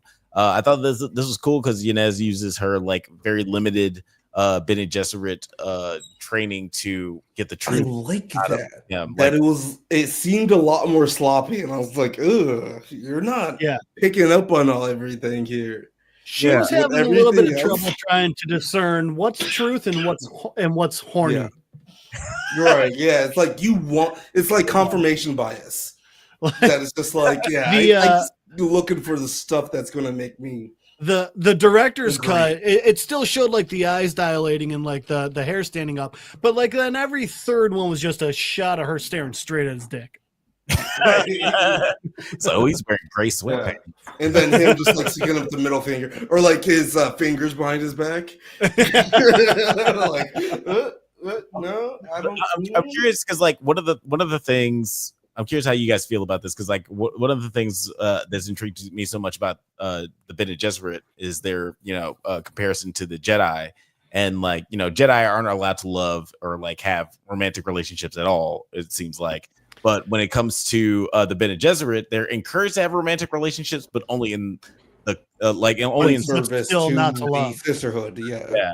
So this is an interesting place where her romanticism is maybe conflicting with her training with the sisterhood, which makes her one of the more serious, interesting characters that unfortunately we haven't had a lot of time with. But Nine, what did you think about just that comparison with the Jedi and just her relationship with Kieran and everything? I think that this whole episode was set up for that reveal, because it's not just the relationship between them, it's a relationship between her dad and the other sister that is also a conflict of love. When we think about it, we have watched Dune from 10,000 years. Well, we're watching the early days of this plan all coming together. And I bet it was messy before everyone got their shit together. So it's it's oh, you better not catch feelings. And it's okay, I won't. And then they catch feelings all of a sudden. And then everyone's all messy. Everyone's all messy right now. And then it even, I think, is a revelation for the end of the episode too. Because I don't know whose baby we have. There's a few options of whose baby it is, but I'm not sure whose baby it is. But it's all a product of everyone getting messy. We know who messy baby as fuck. Isn't it Twilight? Yeah, it's Tula's baby. Yeah. Is it Tula's baby? Oh yeah, because it's a Harkonnen mixed with a Atreides, right? Yes. Yeah, So she boned down before she genocided. Yeah, but I thought that okay. So so what? So hold on, let me give you. He busted nut inside her. Yeah. She to left, be eloquent. She left the house as a young girl to kill Atreides peoples. She went out and got fucked by an Atreides dude, and then she killed his whole family while she was fucking him, and then she killed him. Yes, just to catch but everybody. He wasn't doing no pullout game.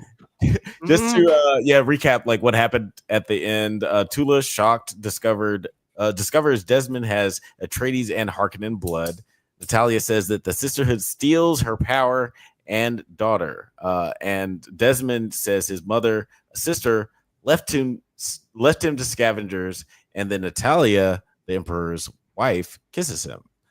There's a lot going on here. While the Emperor is getting some booty from that's right, from Francesca, which is but not necessarily by the way. strange, as we realize that he's it's not strange to him. It's love. Well, yeah. What I meant that he was getting some booty. Sure was. Which But is yeah, some no, it was. booty, in my opinion. He should have just kept that booty around. Yeah, no, this is. I mean, it's pretty. Yeah, I took that as like, yep, she fucked. We saw it. Yeah, I wasn't sure if this was an implication that there was a scheme that they had known each other for a long time before, or if this was just like a romance that built since Desmond had come to power. I think she was taking. No, I feel like she was trying to enforce or invoke her power on him, and like at the same time, give him this gushy stuff because we share a shared belief. Yeah, I think part of the reveal of Prince Boy not being her kid. I'm great with names. I think a part of that was also showing that while everyone's pretty cool with the Benny and the Jets, for the most part, like, this is an instance where it's like, okay, well, the wives are still upset when their husband nails one of them. And I think this is part of her way of trying to take some power back in the whole scheme of like, well, he's cheating on me, I can cheat on him.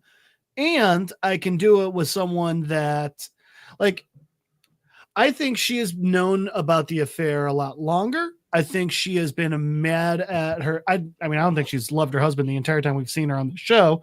And I think since she saw Big Potato, she was like, That's the best one so far, I think. Baked Potato. We don't want to call him Idaho anymore, so he's not Duncan Idaho. He's Baked Potato. Oh, he's not Duncan Idaho. And so I think since she saw him, she was like, oh, I can use him to get power for my family and all this. But she also knew, like, I can also use him to get some power against my husband. So y'all, in these names, Baked Potato, Prince Boy, Vulva, and Benny and the Jesuits. Yo, Delius, I am tripping out. I want to say it's because I don't like this show, but I'm just bad with names in general.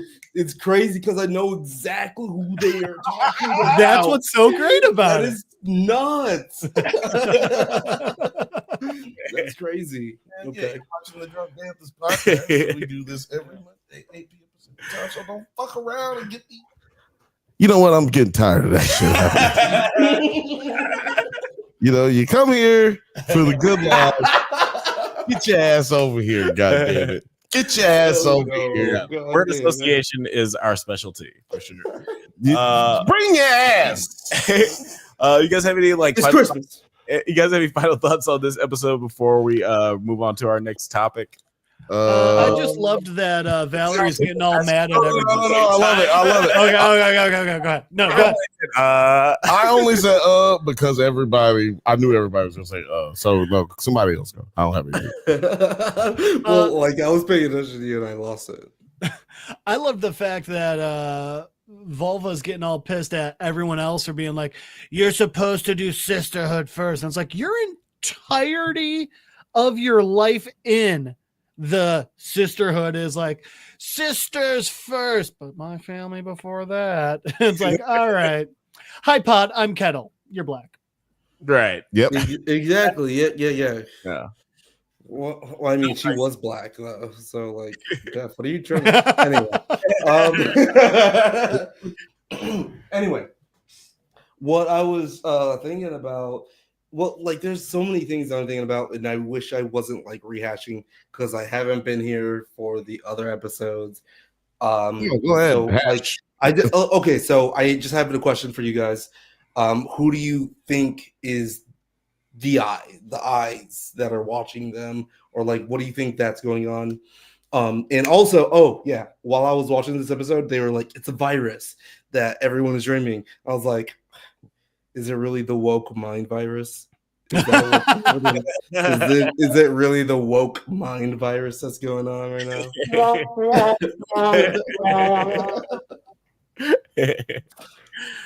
I have a theory of who it is, but hold on, wait a minute. The nun from The Conjuring. I agree. We got to make sure we get the music right. Go ahead. I think it could be one of two people. One which is like so super outside. It might be Paul Atreides. It might be Lisa Nalgai. But that's the worst version of this. I feel like that would be a bad. Because it's exactly who you expect it to be. That's who it would be if like the show isn't. Could you stop?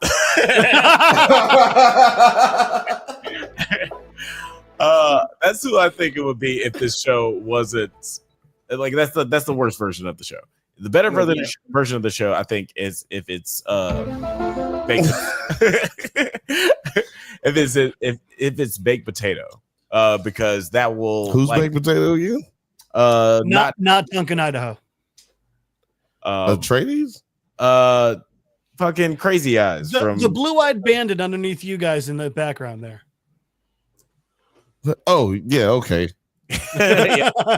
Underneath fake Charlie Hunnam is what I call him. Oh yeah, he is fake Charlie Hunnam too. Yeah, he's who you call when Charlie Hunnam won't answer the phone. Not Jax Teller, correct? Yes. Oh, that is not Jax Teller. Oh my god, guys, what the fuck? Who is that? Who is that guy? Go watch the Drunk Banthas podcast review of Raised by Wolves, because we didn't realize that it was him that it wasn't Charlie Hunnam until the end of that series. You guys have that shit time stamped or what? Because I need to go watch these things. It'd be 143. I mean, no, 141. What if you guessed that? No, I'm talking about this timestamp. 1 hour 40 minutes. Well, I wanted to watch the other episodes or whatever. No, they're not timestamped. But if you scroll through, you can see, because the background changes. You can see which. Yeah, that's a little cheat code for anybody who. The things you forget to notice when you have nothing to do but show up and talk and hope someone cuts you off when you're rambling. Oh yeah, that's definitely one of the things I thought about. But guys, let us know what you thought of Dune Prophecy. Have you enjoyed this series? Any predictions you got for the final episode? And hopefully, it's gonna piss me off. Hopefully, we get a season 2, no matter what. Mostly, it's gonna piss you off. I think you're gonna like it, Jeff. I better. The thing that will really piss me off is if they try and be like, oh, it's Lisaf Salgaib or whatever the fuck his name. It's space. If they try and be like he must be Space Jesus. It's just, please no. Yeah, there's no Space Jesus in this one. Oh, we had Space Jesus. We had Machine Mutant Space Jesus. How do you feel about Space Devil? I'm in for that. Cool. Devil. You're already in the desert. Walk for 40 days. Whatever. Lent. Make Space Lent. I'm down. They start fucking. It was gross. All right, that was an unintentional drop. I don't know how that works. That had nothing to do with what we're talking about. But we're gonna move right along. That also has nothing to do with that. To our next topic, we're gonna be moving into a galaxy far, far away. We're gonna be talking about Star Wars. That's right. We are talking about the Skeleton Crew, the new show from Disney Plus. Nite, have you been watching Star Wars Skeleton Crew? Nope. I'm out of here. 9 Nerd Yards on YouTube, Instagram, TikTok, whatever. Hit me up. I'm gonna start watching Skeleton Crew. Both. They better not. It's got children. Actually, I'm not watching. Yeah, no. Skeleton Crew. and yeah, 900 yards on everything. The new video was out. I hope you liked it. If you saw it, it's not out anymore. And I don't know how to promote it now because it's not out. But you know, at least 3,000 of you saw it. Yeah, at least 3,000 of you guys saw it. I appreciated all of the comments, but yeah, bye. It's good stuff. It's good stuff. When it does eventually drop, man, I'm very excited. Yeah, I think it hits harder with the audio in the right place.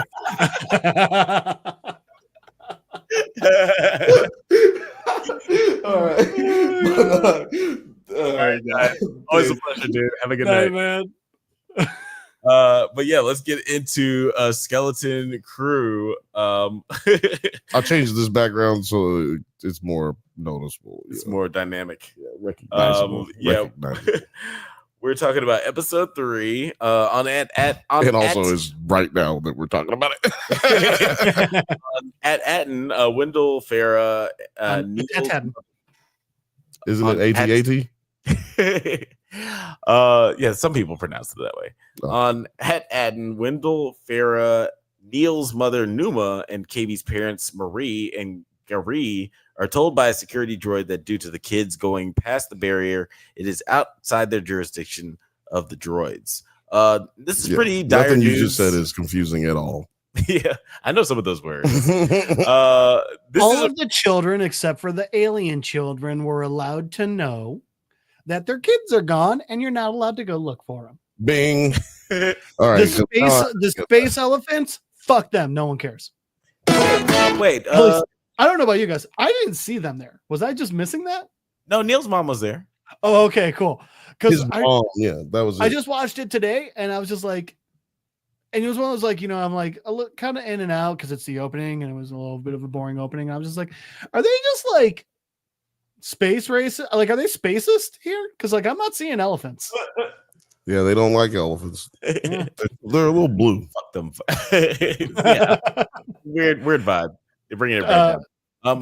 To quote Alex Rimshot.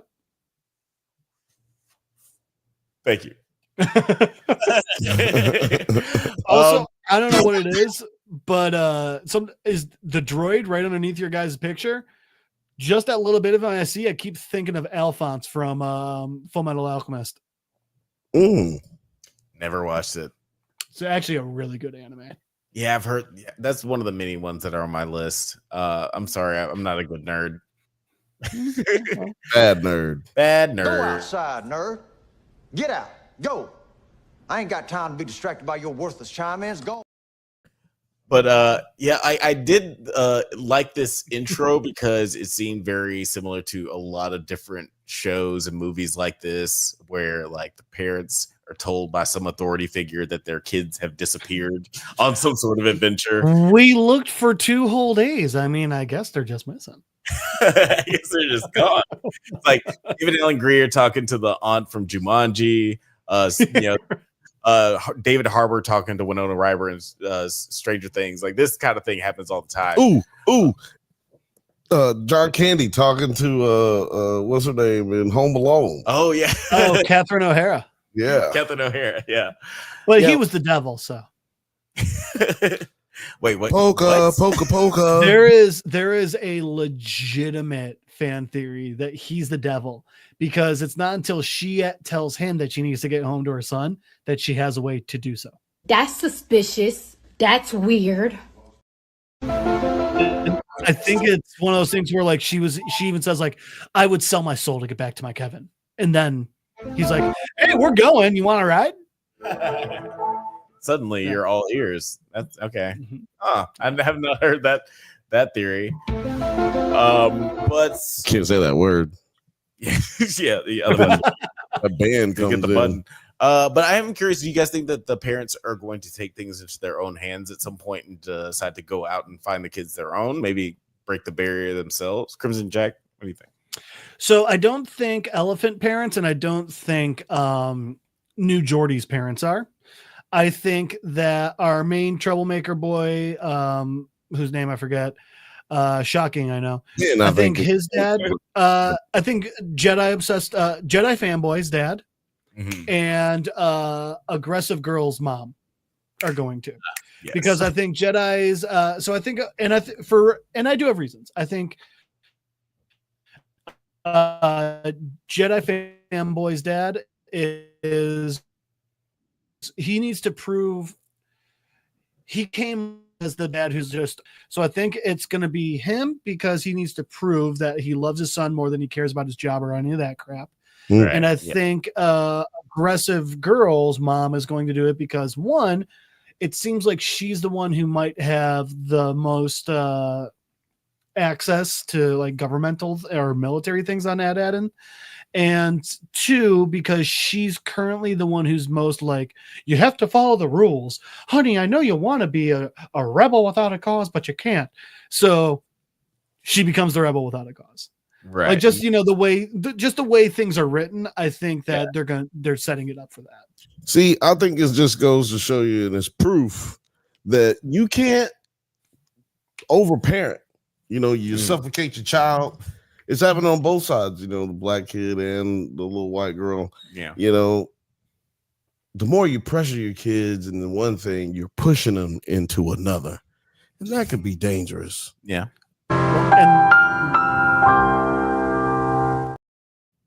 And the interesting thing is that's basically what all of Adadin is doing to their population.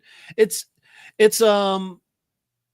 I forget what it was. There's so many experiments where they try and give people a perfect utopia, but people still fight against the Matrix. When they say, when the machines are talking, they're like, the first one we made it so that everyone was as happy as they could be, and you fought against it because it wasn't real. Yeah, and it's always interesting when that kind of thing love being miserable. A golden cage is still a cage. Yeah, bars. I even in like one of my favorite comedies, The Good Place. Spoilers for The Good Place. If heaven, they're in hell.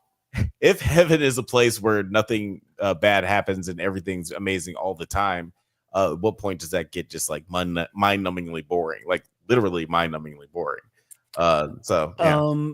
A very old one, Leo's movie The Beach. They had paradise and they kept fucking it up because they couldn't help themselves.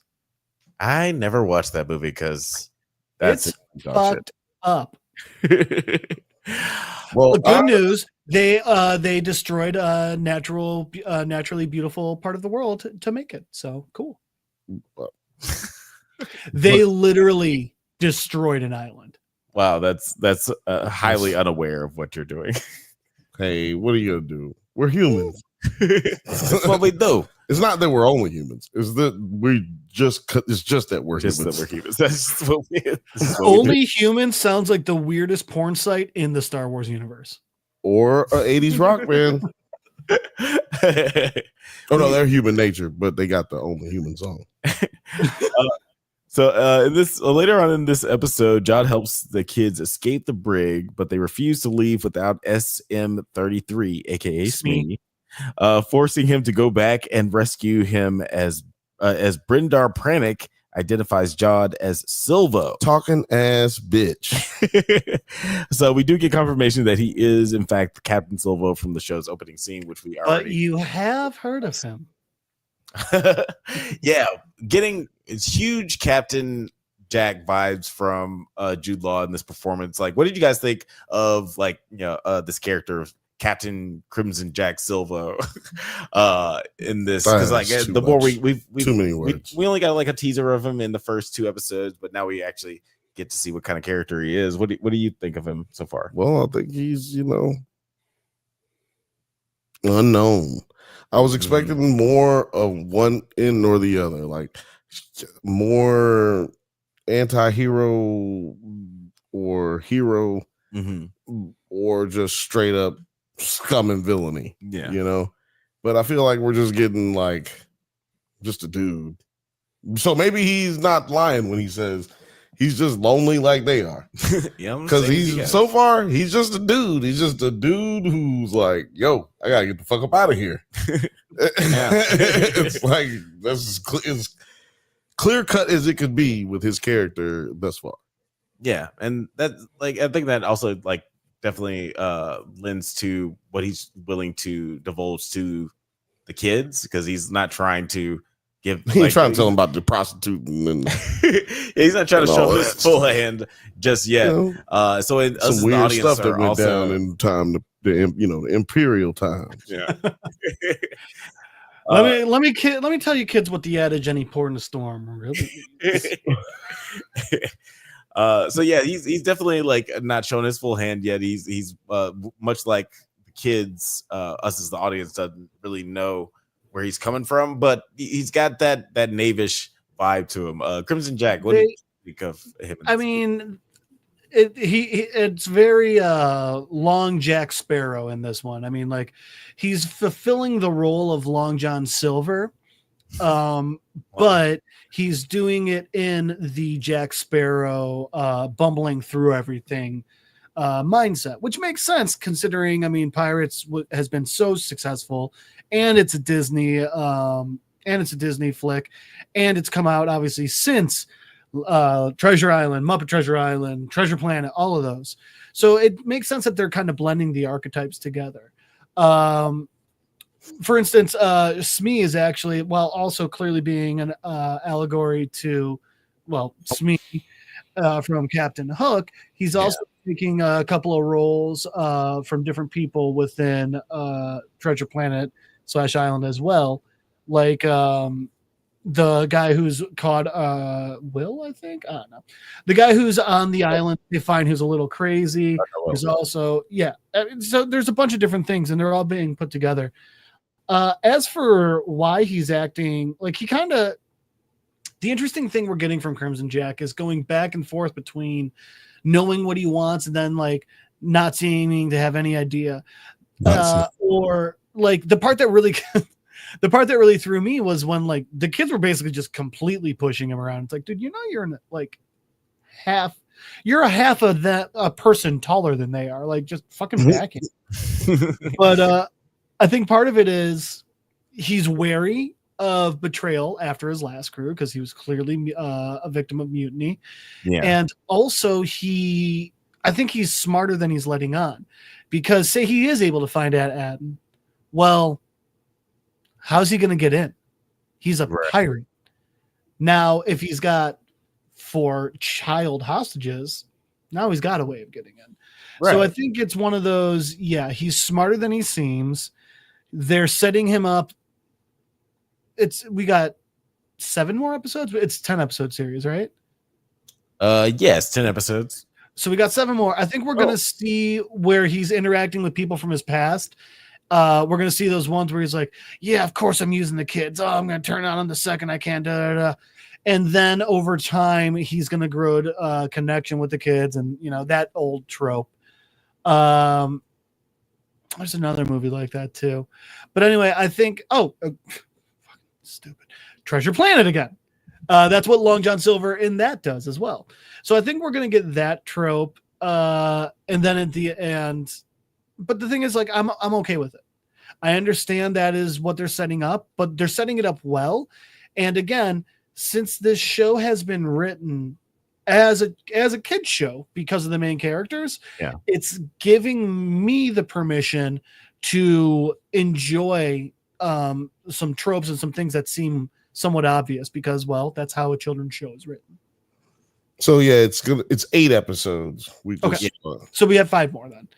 But yeah, I think, like I said, the fact that it's a children's show gives you permission to enjoy things. I would be pissed off. I'd be as pissed at this as I am at Dune if I was trying to hold it up to even just the original trilogy caliber, but I'm not. This is a kid's show set in Star Wars universe, so I'm able to suspend the already suspension of disbelief and enjoy it more. Yeah, for me, this is already better than Boba Fett. Oh God, yes. Yeah, It's been a while since I've been like it's pretty much since Andor. It's the last time I enjoyed a show as much as this one from Star Wars.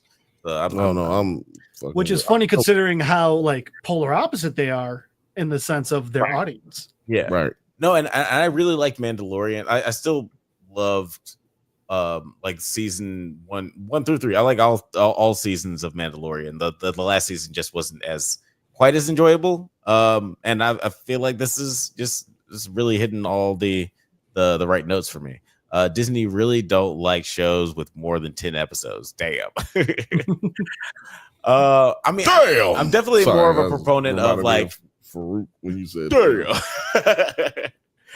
I'm more of like on the side of like make a series as long as it needs to be, not necessarily like if the story needs to be wrapped up in 8 episodes, don't stretch it out to 10 just to make it 10 episodes. Like if 8's enough, 8's enough.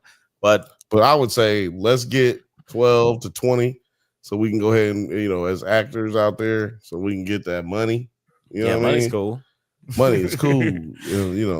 It also helps you get more connected to the characters when you got a longer episode. For sure. Yeah. Like there's money. Exactly. Money. But then later in the like after Captain Jack, he rescues Smee. They outwit the pirates and flee. Fern refuses to trust Jod. Wim and Neil are convinced that he is a real Jedi, and KB reluctantly admits that he is their only way of getting home. That part I really liked because at the end of the first, or was it the second? At the end of the second episode, the entire time I'm just sitting there, I'm like, why didn't he force the key over? I don't know. Any time before this, right? Yeah. Like you're just like you're a Jedi, and you're just like I'm just gonna hang out, But yeah, maybe like I'm just a little curious what they're doing for lunch next week. But he had a good answer for it in this episode. He's like, well, I mean, what good would it have been to break out without a ship? And even if he has a ship, because like he could have just like stolen a ship on the deck, but like where is he gonna go? But now he has like a whole ass plan. It's like I pretend to be a Jedi. They'll welcome me with open arms in this. I mean, you can't go nowhere with somebody else's knows ship nothing because you don't know how. You gotta have the codes to put it into their ship. You can't just take somebody's ship. Yeah, that's true. And that again goes to show like that's very Jack Sparrow, just coming up with that explanation right on the spot. Because that's the other thing. Like when he's breaking out with the kids, he's not like, all right, now I'm able to do this and this and that. No. He's like, all right, fuck yeah, I can get out of here. And then he goes back and thinks of those things when he's asked. He's very quick on his feet like that. But clearly he's a Jedi. Like, also, I love you, Jude Law. Yeah, he's definitely like training the ways of the Force. I mean, fucking floating some keys across the room. That's not something that everybody. Let me ask you a question. We get explanations for that too, though. From Angry Girl. Yeah, but that ain't no explanations. Anybody got no damn string and like how he turn off lights with his hands and shit. Like, come on, man. She's just jealous. I'm gonna name her Haterade. She is a big hater. Kind of, it makes me realize I fucking hate these goddamn kids. Except for new Jordy, I like her. I hate children. Jordy's cool. Jordy's cool. Jordy's cool because she talks like an adult. Nope, she's cool and she don't talk. She barely says anything, and when she says something, it's okay. Okay, little girl.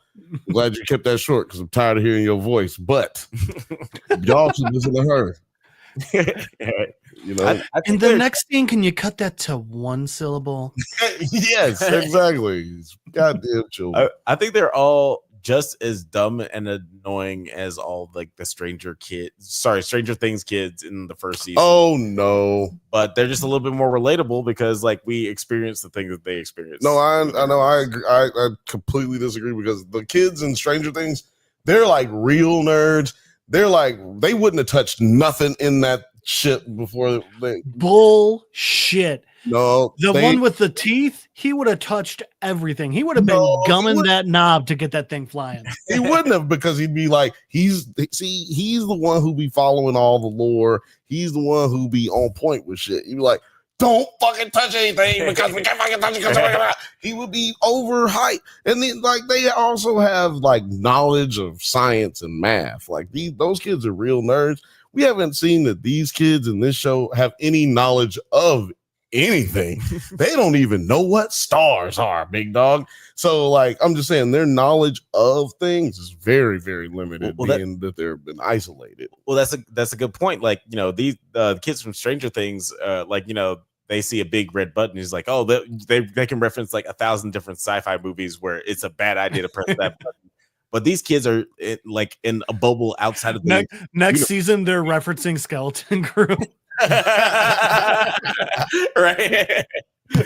But these are kids that are like so like sheltered. So like all their bad decisions, you know, beyond being curious, dumb kids who make dumb decisions all the time. And they're also just very sheltered, and they don't have any idea of like the consequences of.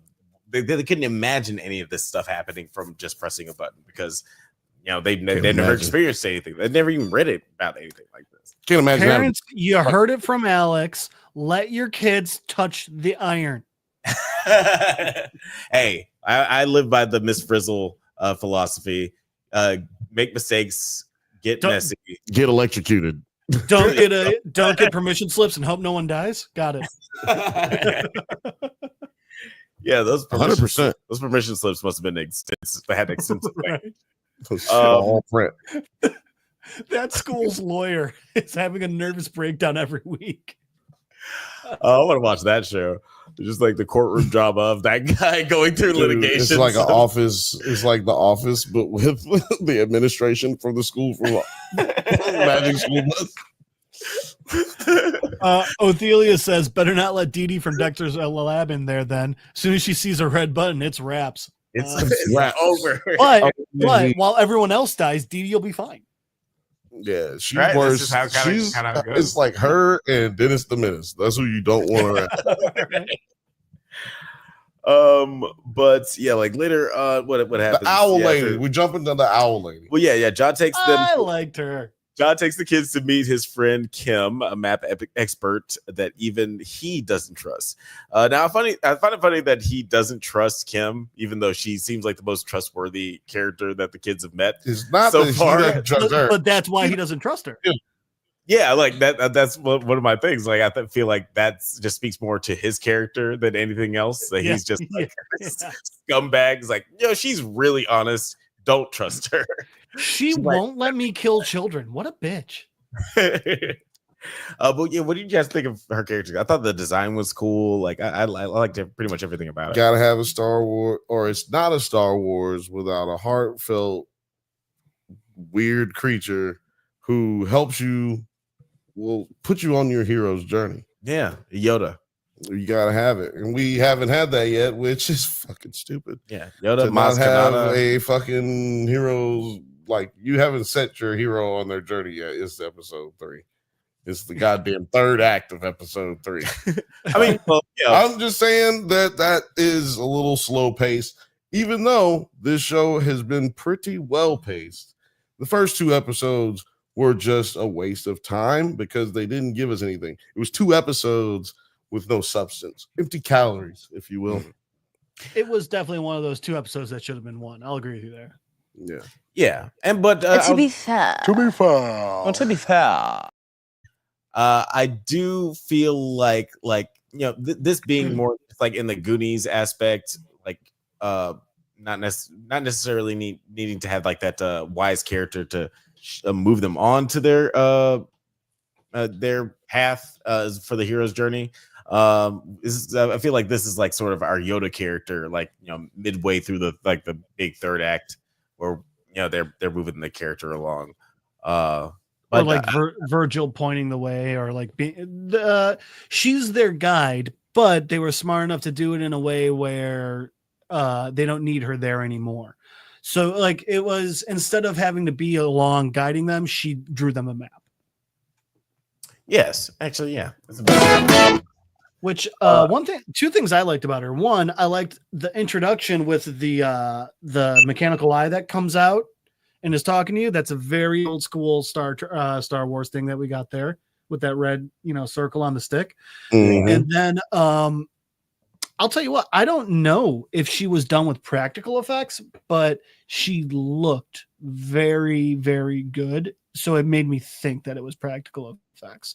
It felt like a callback to our good, believable Star Wars aliens.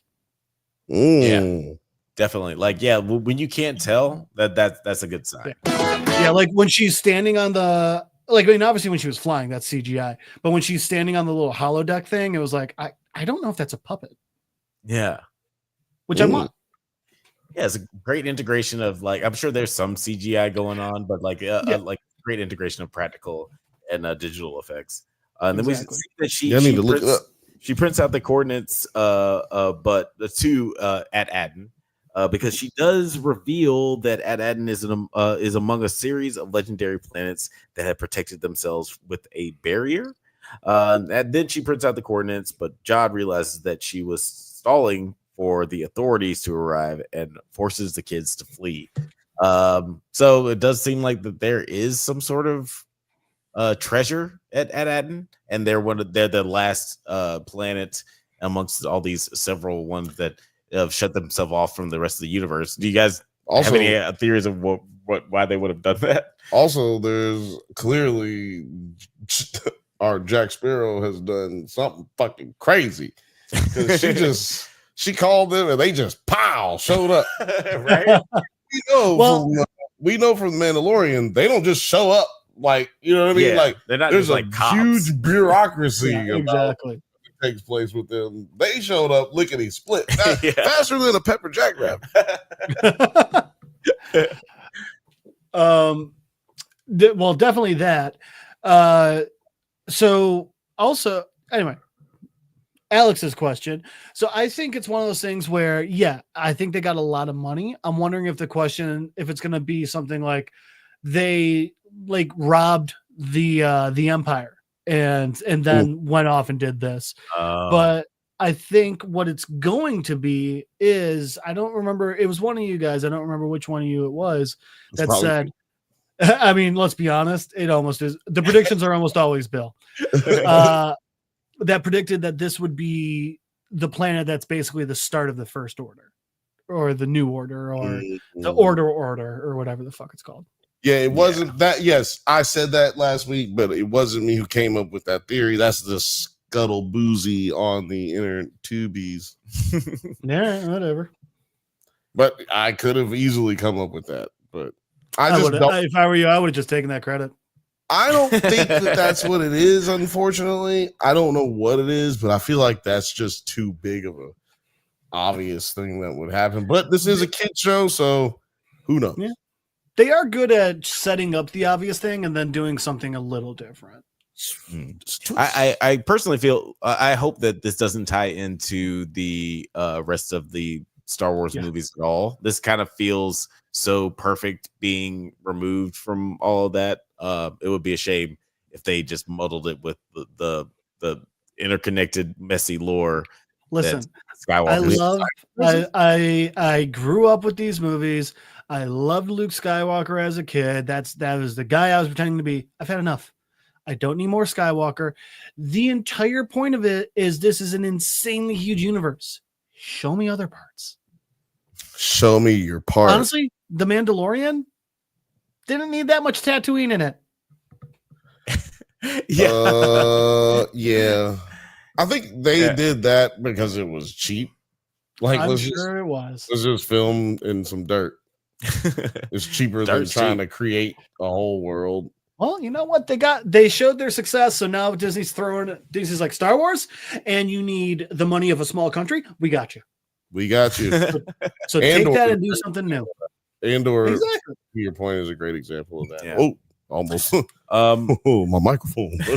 Rogue One was a great example of that too. Yeah, they tied it back to it at the end, but the way they were able to do it still gave us a new story. Yeah. We've seen prequels, a never-ending story. Prequels and spinoffs, just Ripshot. Prequels and spinoffs seem inherently like a bad idea, but you know they're. What's that? Our last segment? Got you. but yeah, like there are always exceptions to the rule, and obviously I'm talking about Frasier. But the later on in the episode, John finally admits that he is not a Jedi, but he agrees that they must work together to get what they want and escape the authorities to their next destination. Not a Jedi, my ass. Remember that Shasta McNasty? Yeah, Shasta McNasty. Oh man, those that nobody watched but us. Shout out to Shasta McNasty. Shout out to UPN. But yeah, like, what did you think of just like this seemingly honest moment from Captain Jack Crimson? Bill, like, I think he's still lying. Nigga, fuck out of here. He's still not telling the whole truth. It ain't about the whole truth. He ain't telling no truth.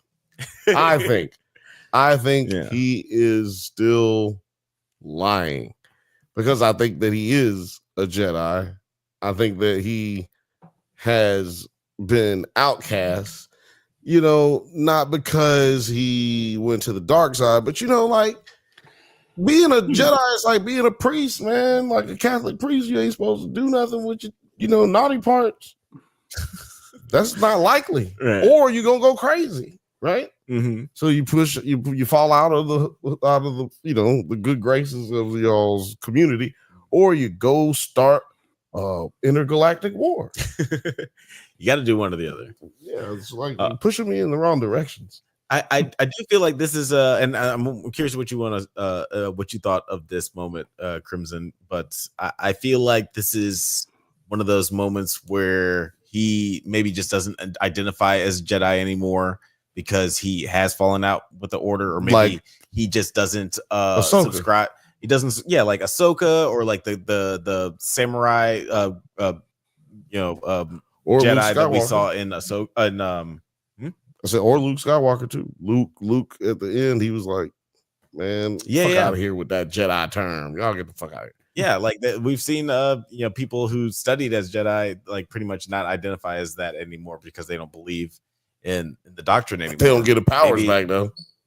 They can still got to use their same restroom though. Yeah, that's right. Well, he was struggling with them keys. I'm just like, I don't know how well he was training, but it took him a long time to get them keys across the room. Crimson Jack, what did you think of this seemingly honest moment of John? I think he needs Jesus. No, I think he's still playing the kids, obviously. I agree with you guys. I think that he clearly has some powers or familiarity with the Force without being a full-blown Jedi. What I'm thinking is it was maybe he was a youngling who left, or I don't see him. He never got past Padawan, right? Like I'm guessing there's a spot between youngling and Padawan, and that's about where he was like, "Fuck this! Have you seen how shiny gold is?" It's really shiny. yeah, you might be right about that. And if that's the case, then I think we're gonna get another one of we'll get one of those things where he struggles with his connection with the Force because he hasn't been nurturing it and because he's not using it properly, and then the kids are gonna get in danger and the gold's right there. But if he meditates and he focuses and he decides to give up his worldly possessions, he can save the kids there. I feel like then it's gonna all be happy. Yeah. Duh. He's he's definitely gonna be. And then Alex is gonna show that fucking clip again, and I'm just gonna take my own life. He's definitely gonna take these kids home. Clip? No, I'm sorry. Definitely gonna take these kids home. He's definitely gonna get treated like shit when he brings them home, and then he's definitely getting out. Yeah. It's gonna be the end of Pirates of the Caribbean. He gets arrested and then he escapes, but then the kids are like, "Oh, you yeah." He's gonna be sitting. He's gonna be like, "Yo ho ho," and a bottle of blue milk. Let's do this. Yeah, man. I gotta get the fuck out of here. I got a plane to catch. I'm so sorry, Othelius. No worries, Othelius. I'm not actually about to play the clip. But I don't have time for you to play the clip. Yeah, no. Yeah, then we get like the end of the Shockingly, episode. when you get our ADD asses on a 4-show episode, we go late. Oh, then we had 9 too. Don't forget. X-Wing Commander Kent interrogates Kim about the group's whereabouts as she quotes, "You wouldn't believe me if I told you." Love that trite ass terrible impersonation of that. Yeah, it was pretty bad. Yeah. But I like you didn't say who once. You didn't bite a sucker to get to the Tootsie Roll inside. What are you doing? Let's find out.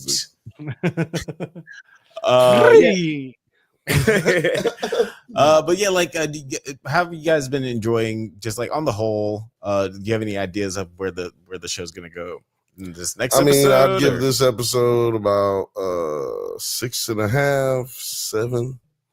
So yeah, it was better than me than it was the first 2 episodes. What about you, Crimson Jack? The internet agrees with Bill to an extent. It's a 7.9. Episode 2's a 7.7. Episode 1's a 7.4. So yeah, they're getting better, and I agree with that. I think each episode has been trending up and getting better than the one before it.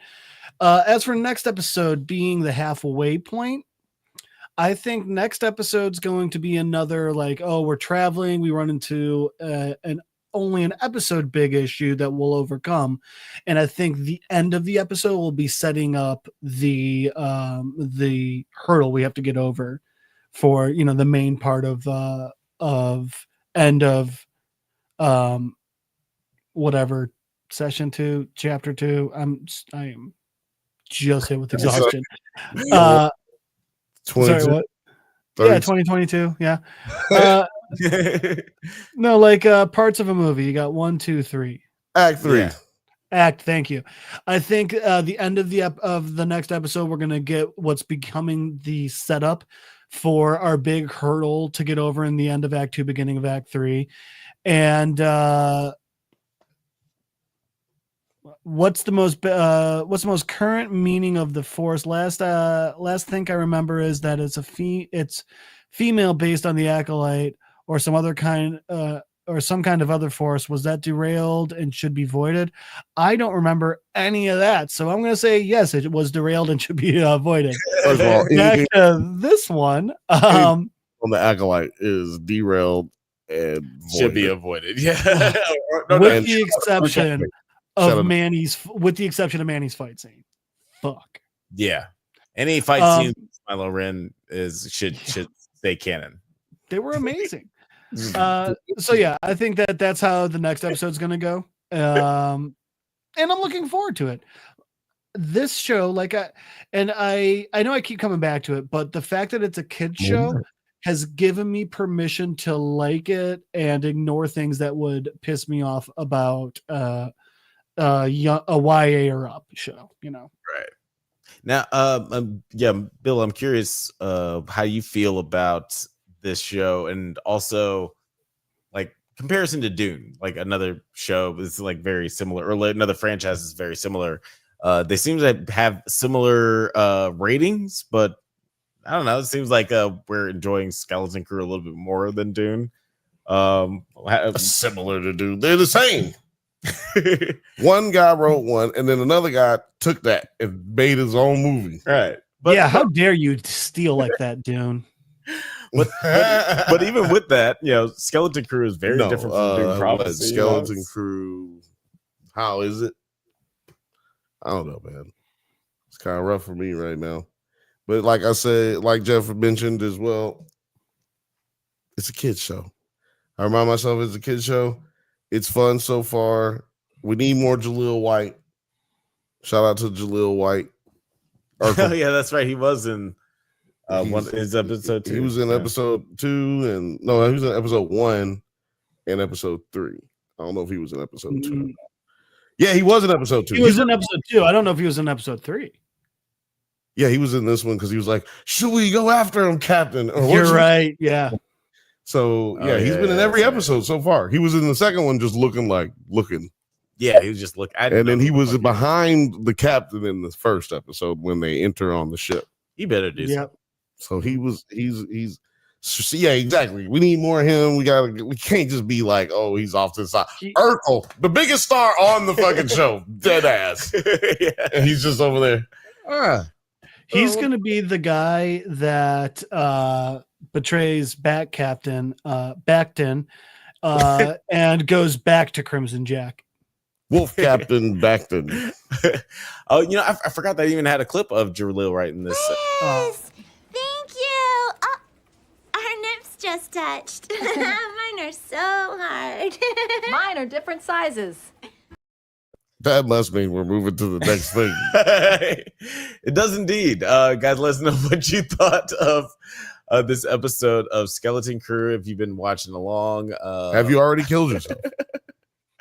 And are you as mad as Crimson Jack about that last clip? Let us know in the comments. I need like a 1980s, 1990s downside going to commercial fucking. Man, I apologize if everybody is in the same hate Crimson Jack and Athelis are in, but I mean, I'm having a good time. So we're gonna move weird on. that every time you play that clip, it just smells like toast. So weird. Did I so just crazy. have a fucking aneurysm? It's crazy. Or stroke. But Tomato. I'm assuming that you did not watch our last topic of the night. I have caught fully up. What? Are you serious? No. Silo, style, great style. I was like, holy shit, that's crazy. No, I did not. I did that once before with For All Mankind. I was like, whoa. He doesn't have Apple TV Plus. So I mean, he would have already caught up, but he don't have Apple TV Plus, and I forgot that he doesn't have Apple TV Plus. So all right, I'm gonna sign off. Hasta la hasta. Happy holidays to everybody. Wait. Before you get out of here, do you want to tell the people where they can find you on the interwebs? No. If they're gonna ask, you can always try and Skype me, Don Cheadle's driveway at littledickie2.com. It's because the hackers.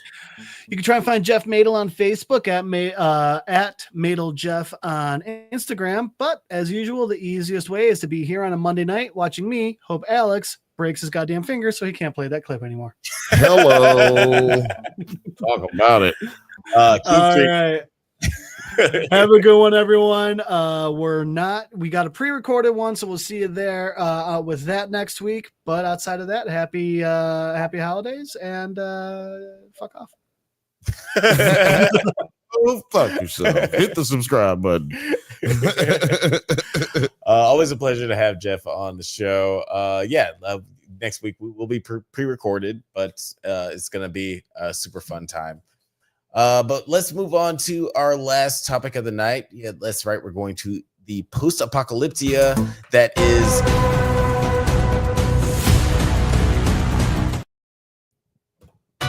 Solo, silo, CC, state style, great style, stilo, stay low, style, live state. That's right. We're going into the silo.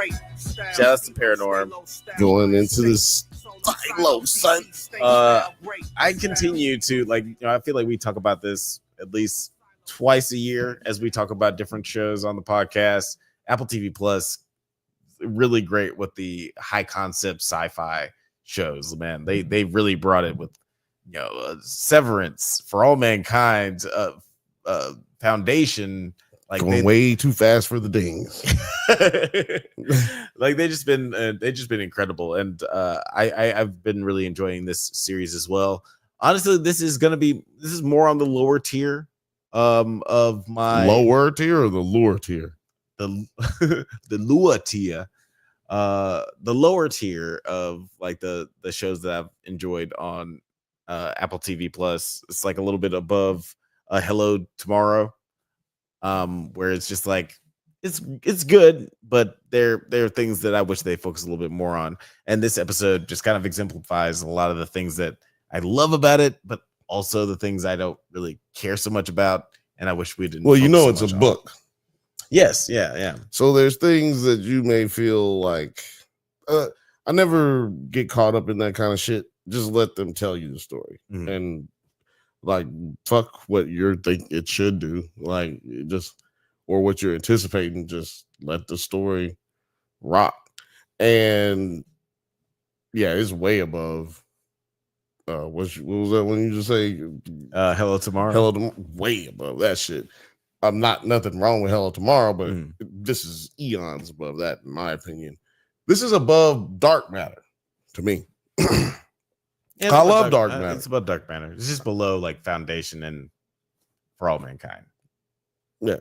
So yeah, I fuck with all those, but yeah, it's definitely up there. And I think it has the chance to beat out those other ones, considering it's taking a while for those other ones to come out.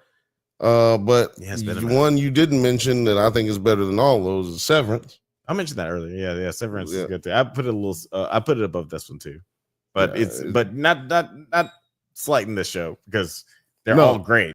Yeah. But yeah, this episode is just sometimes you have to get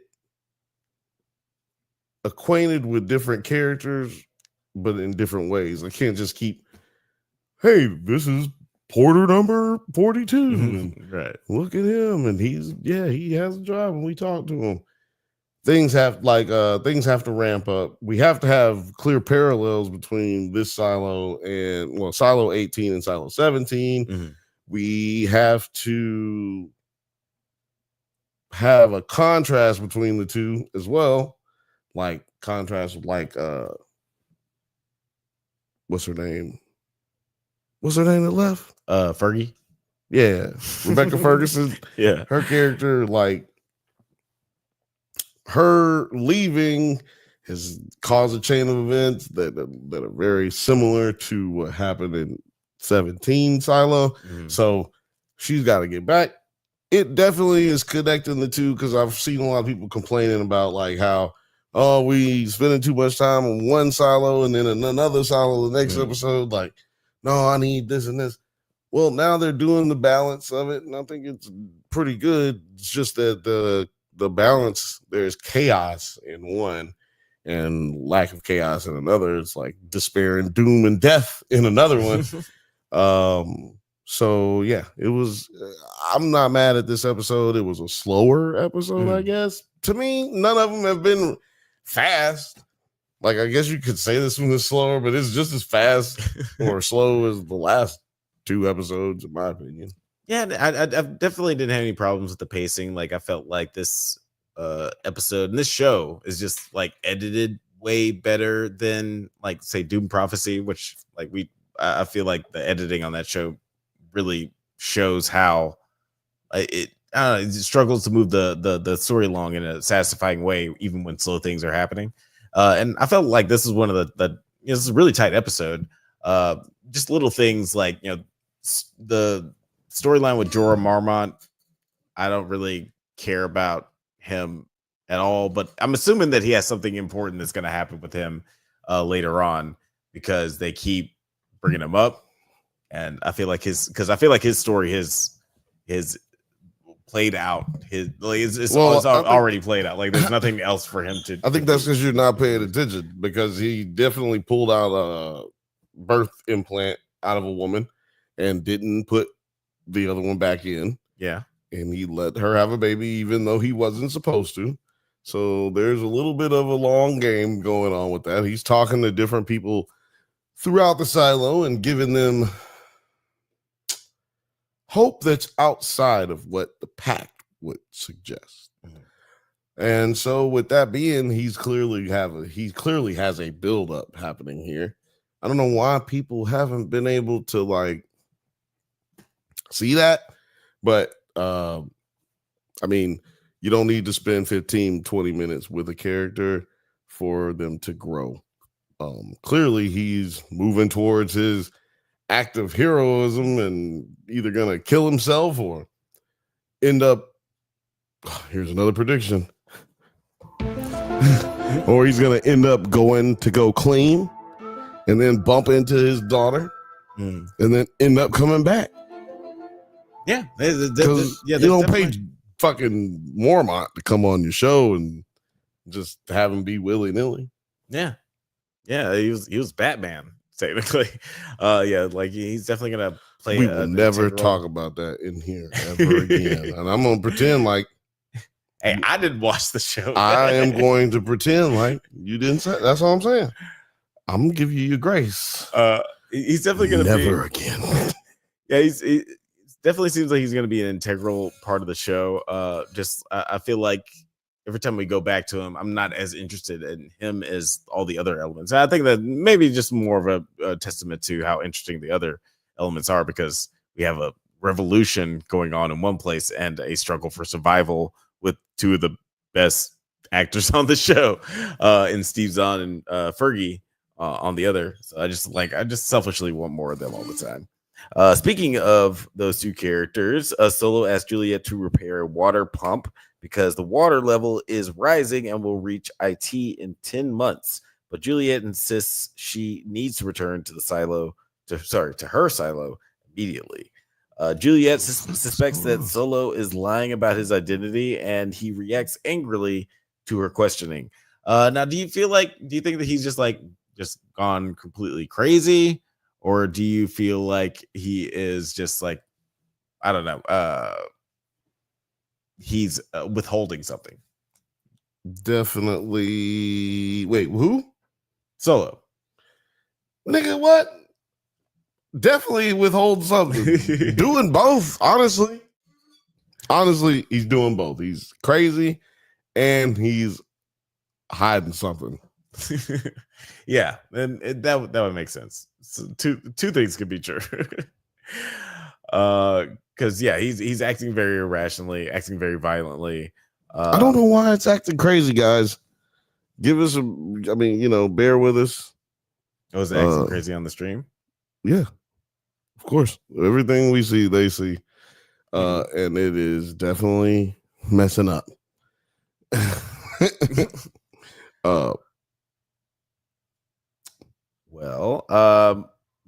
Later on, Juliet suspects that Solo is lying about his identity. Oh yeah, we talked about that. Juliet finds a usable suit helmet, but collapses from injuries because it seems like she got maybe an infection from. She got an infection.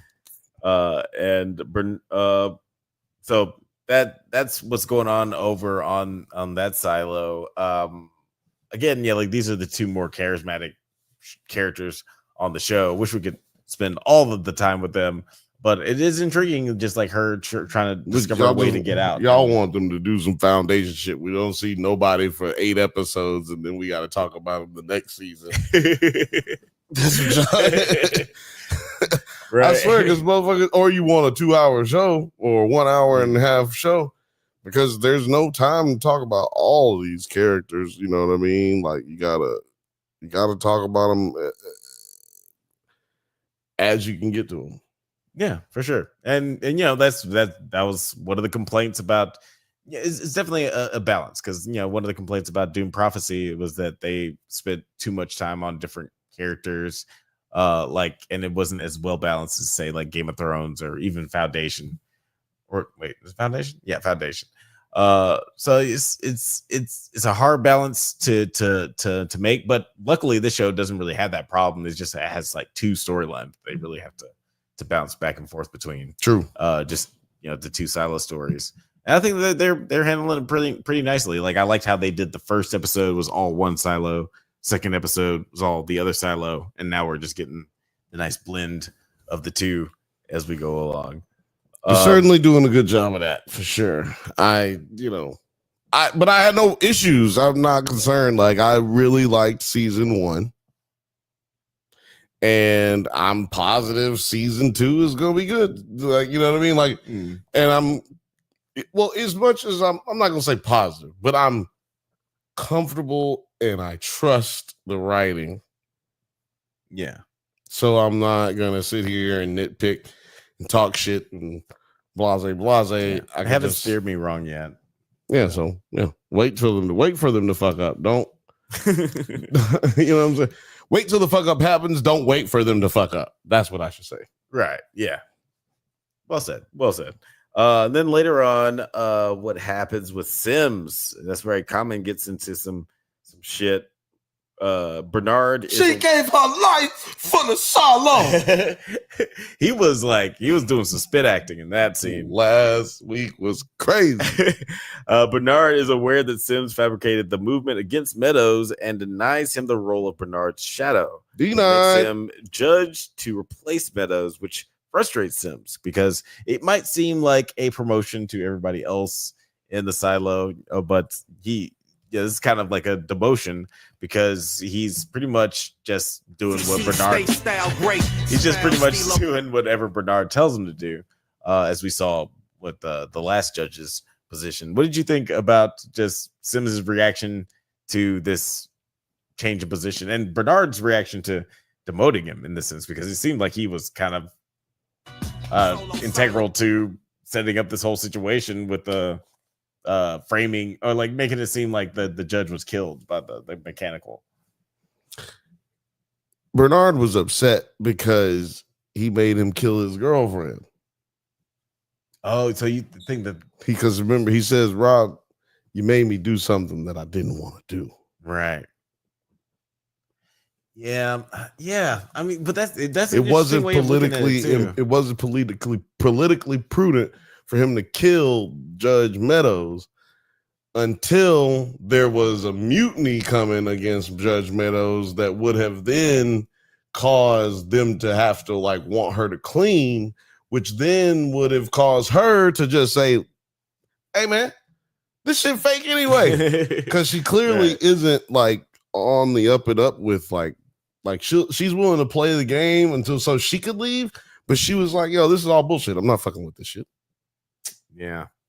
Yeah, like it's unfortunate, like the situation with the way that she passed away, but it's kind of, I don't know, like like all the moves that Sims was making seemed like moves that Bernard would have been making anyway if he wasn't like emotionally involved or emotionally attached to Judge, what's her name?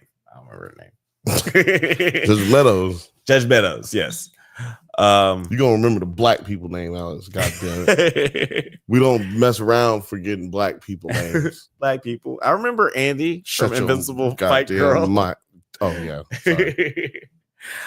I thought you were talking about Andy Griffith for 2 seconds. No. I was like, no, Andy, my girl, Invincible Fight Girl. Fucking talk about Andy Griffith again on here. But you didn't, so I apologize. And then what happens later? Sims' wife Camille helps Knox and Shirley temporarily evade the mob.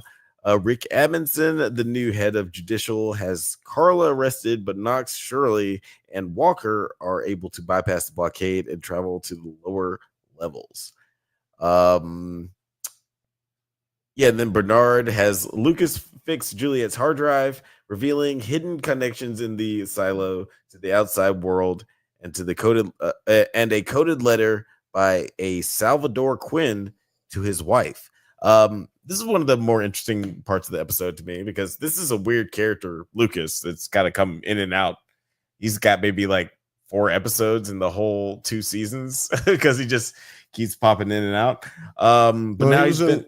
Well, I forgot how many. No, he's in way more than 4, I believe. He's like in like 1 episode in this first season, just like drawing star maps and shit. Then he pops up again in another episode in the second season. He's like in like 5 or 6 episodes because she like keeps seeing him in the cafeteria. Right. And she'll just talk to him every once in a while. And you don't know why until later. And then you figure out he's doing stars and whatever. He's an interesting character who is clearly very intelligent, but just does math good. Seriously, that's all. That's how they discovered that the way he discovered that the stars were planets or gases, and they were circular, right? Is because of the wobble and the math that shows the wobble, but you have to be observing it constantly to see it happen because it happens on such a small level. And it's a cool thing with that character too, because like even though they're trapped in this silo, it makes you just think back to the people who discovered that we are on a big planet. Like, years and years ago, someone had to discover that we are on a planet in their space and their stars and Galileo and other planets and all that stuff.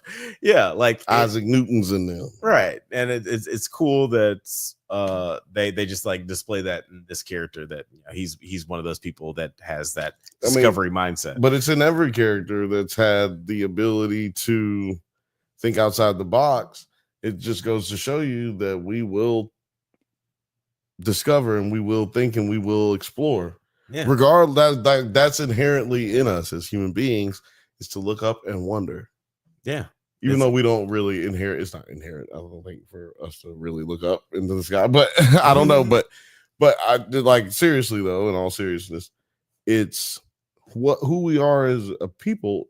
It's what distinguishes us from any other species, is the ability to see, observe, and think and learn. Think and learn. You can learn without thinking because it can happen in front of you and you can absorb the information, take in the information and act on it as you will. But when you think and learn, then you can expand your thought process.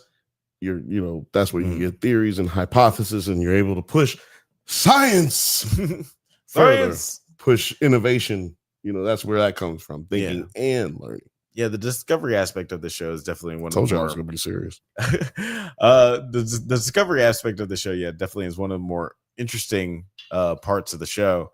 And like in this sequence, Bernard wants to utilize Lucas's expertise in sort of reconstructing this hard drive that he dismantled because he's a dick. So he can figure out what was on it. And then we discovered that there's this whole blueprint of the silo. We caught up. We're back. We're not freezing anymore. Is what I'm saying. Okay. Yeah, right. Finally, sorry, bothering the fuck out of me. No, that's cool. Then we see the blueprint of the silo of the tunnel that we've heard about a lot. And it seems like Bernard is very confused and perplexed by all this. Shout out to Lucas. First time he's seen all of this. Shout out to Lucas getting that info. You know what I'm talking about? Yeah, he's a smart boy. Yeah, not Lucas Morgan. To your point though about how Bernard sees that. Why you do Lucas like that in the chat? I just wanted to make sure that he knew that we weren't talking about him. We get him ready for his day every morning. This how you gonna talk about him? Lord have mercy.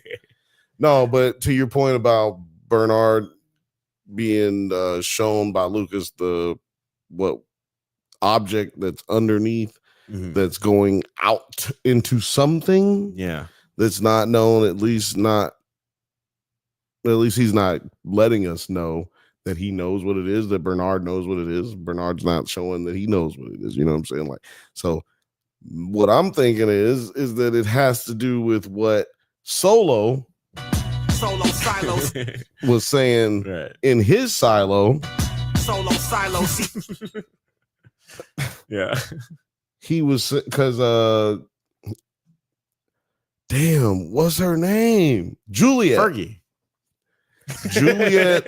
Juliet was asking, how do you have power if those generators are 100 feet underwater? And he said he said what we already know, that IT has a separate power source that actually powers the silo.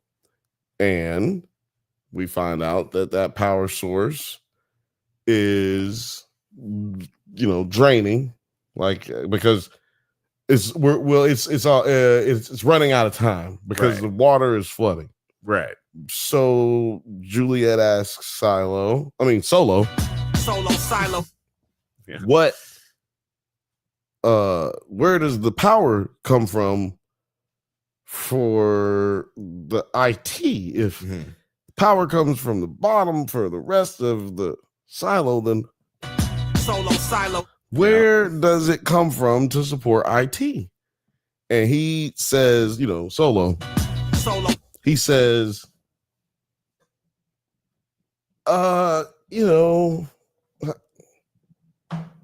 That's what he did. He's like he goes like this. Yeah. So I think that the power source is what Bernard saw. Mm-hmm. It goes out. Just as a solo express. Yeah. And yeah, I feel like that's what's gonna be harped on in the next couple episodes, along with because this gets 10. Yeah. Apple. Shout out to Apple. And they have been like, there's a lot of story to be told, a lot of things to be divulged, but luckily we have 5 full hours to get into it. It's not like Disney Plus where one of the episodes might be fucking 38 minutes or something like that. You should just screen record all the episodes for Jeff if he could catch up. Yo, they Apple don't play that. I cannot do that. They won't let me. I've tried. But yeah, like it's been an interesting series so far, and I like this relationship between the two of them is one of the more compelling storylines of the series so far, and I'm excited to see how that turns out, and just to see how Fergie's return to her old silo is gonna pan out, because we've already seen this is like it's basically like she's traveled into the future and seen a post-apocalyptic future. Yeah. And it's like, oh, this is what my silo could be like. I gotta get back to the past so I can save everybody. Marty McFly. Yeah, she's Marty McFly. She's the Avengers. She's traveling through time. She's the time bandits. What's the one?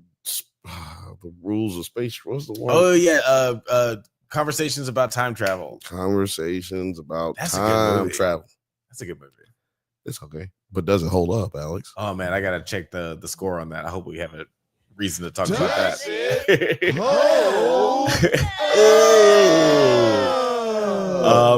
But yeah, do you have any final thoughts on this episode before we get out of here? Anything you're excited about in the future? All of it. I'm excited about. We didn't get the chance to talk about the sheriffs and Kennedy. Down below, deep down below. Yeah. Deep down in the valley deep. Deep down in the valley deep. I put my hand in the ground and make the world turn around. But yeah, no, I don't have really much to say about the next episode. I'm really looking forward to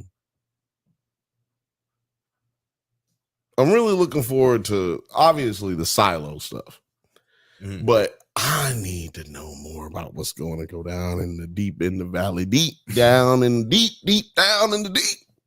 Oh, which part is that? Our characters, you mentioned it earlier, but they jumped down the goddamn, they jumped off the side of the silo. Oh steps, yeah. And fucking landed, did some crazy John McClane, Samuel L. Jackson shit, and fucking flew with some cable wires, and this guy just shot the cable wire and it just went off. Okay, whatever. But it's a good shot, I guess. He's an amazing shot, and he didn't somehow get shrapnel in his face is also crazy. But however you're gonna get to a purpose, because we gotta say these people they can't die. Yeah. So however the hell we got to get them down there, we getting them down there. So yeah, I'm looking forward to seeing what happens with them, because they broke the Berlin Wall down over these motherfuckers. A lot of symbolism. Yeah. That shows whatever caused them to go underground or have to go underground, humanity. Well, we now know that whatever caused the situation upstairs is just taking place downstairs. Yeah. Because there's no way that human beings, you can't cure a condition of human beings by putting them in a box and making them stay there for generations and generations. Yeah. Humans gonna be humans for sure. And I don't even know how many generations do you think they've been in the silo? Who's to tell? This could be like fucking Dune times, where it's like 10,000 years in the future after the robots destroyed everything. I don't feel like it'd be anything there. 10,000 years. But yeah, I mean, you know what I mean? Like things, there wouldn't be any. I mean, there's nothing out there.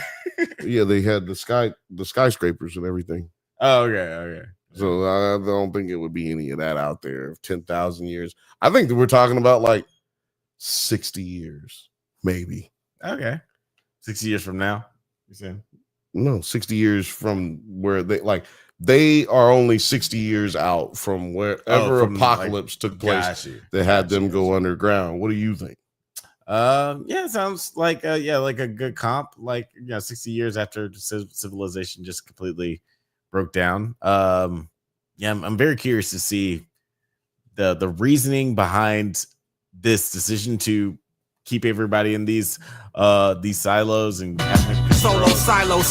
have them controlled by people. I don't know. Yeah, I'm very curious as to how it's all going to shake out. Buddha Cafe said in the chat, zombie movies 2025. I'm not sure what that means. Shout out to Buddha Cafe. We're going to be talking about them if that's what your question is. And if you want to see a video about my favorite top 10 zombie movies, there is a video in our top 10 playlists. So check that out if you're curious about my top 10 zombie movies of all time. But great little thing to check out for Christmas. It's perfect for Christmas time. Also, I have we have like 4 different Christmas videos. I'm posting shorts, so go check out the shorts and then go check out the videos, or go check out the videos and then go check out the shorts. If you don't want to check out the videos, you can definitely check out the shorts. Dylan Hogan said, are you guys going to cover Severance? I'm hyped for season 2. Big expectations. Yes, sir. We're definitely going to cover Severance when that comes out. We're big fans of the first season, but we just gotta get Jeff a fucking QR code or something. Yeah, we got it. We can figure it out. I don't know if we can. We got plenty of time. We're gonna try. We got plenty of time. We'll make sure to do it before Severance comes out. But yeah, big fans of Severance. We just caught on to that one. Yeah, don't worry. We're gonna be definitely covering it. We didn't catch on to it late. I caught on to it late. You were on perfect time. I just didn't have enough time to catch up for us to do it. That's what happened last time. I mean, we watched it together at the same time. Yeah, but you had no. You were episodes ahead of me. I had to catch up. I mean, I'm just saying, like that's what happened. Like you were 3 episodes ahead of me, and then I had to catch up. I didn't know what was going on. Word. But do you want to? We're definitely doing it this time for sure. You want to tell the people where they can find you on the interwebs before we get out of here? Oh, you can find me every Thursday at 8:15 p.m. Pacific time, 8:15 p.m. Pacific time every Thursday on the Bantha Bunch show right here at NerdsatNite and the Drunk Banthas channel. We did change this episode to Bantha podcast, the Banthas podcast, because I don't want drunk in there. Hopefully they won't demonetize us this time. But the Bantha Bunch every Thursday and right here on the Drunk Banthas podcast, or the Banthas podcast, as it may say in the title. Come on. It's 8:15 p.m. Pacific time, both days, every week right here. And also, doesn't hold up every other week or whenever it comes out. Just make sure you hit the subscribe button and make sure you hit the like button, and you will always know what's going on, baby. Indeed. Thank you for listening to the Drunk Banthas podcast. We do this every Monday at 8 p.m. Pacific time, but don't forget to like and subscribe so you can get updates on new videos. Check us out on Twitter, IG, TikTok, Letterboxd, likewise, all the internet things at the Drunk Banthas. Until next time, stay safe, my little Benny and the Jets, and may the force be with you. Wow.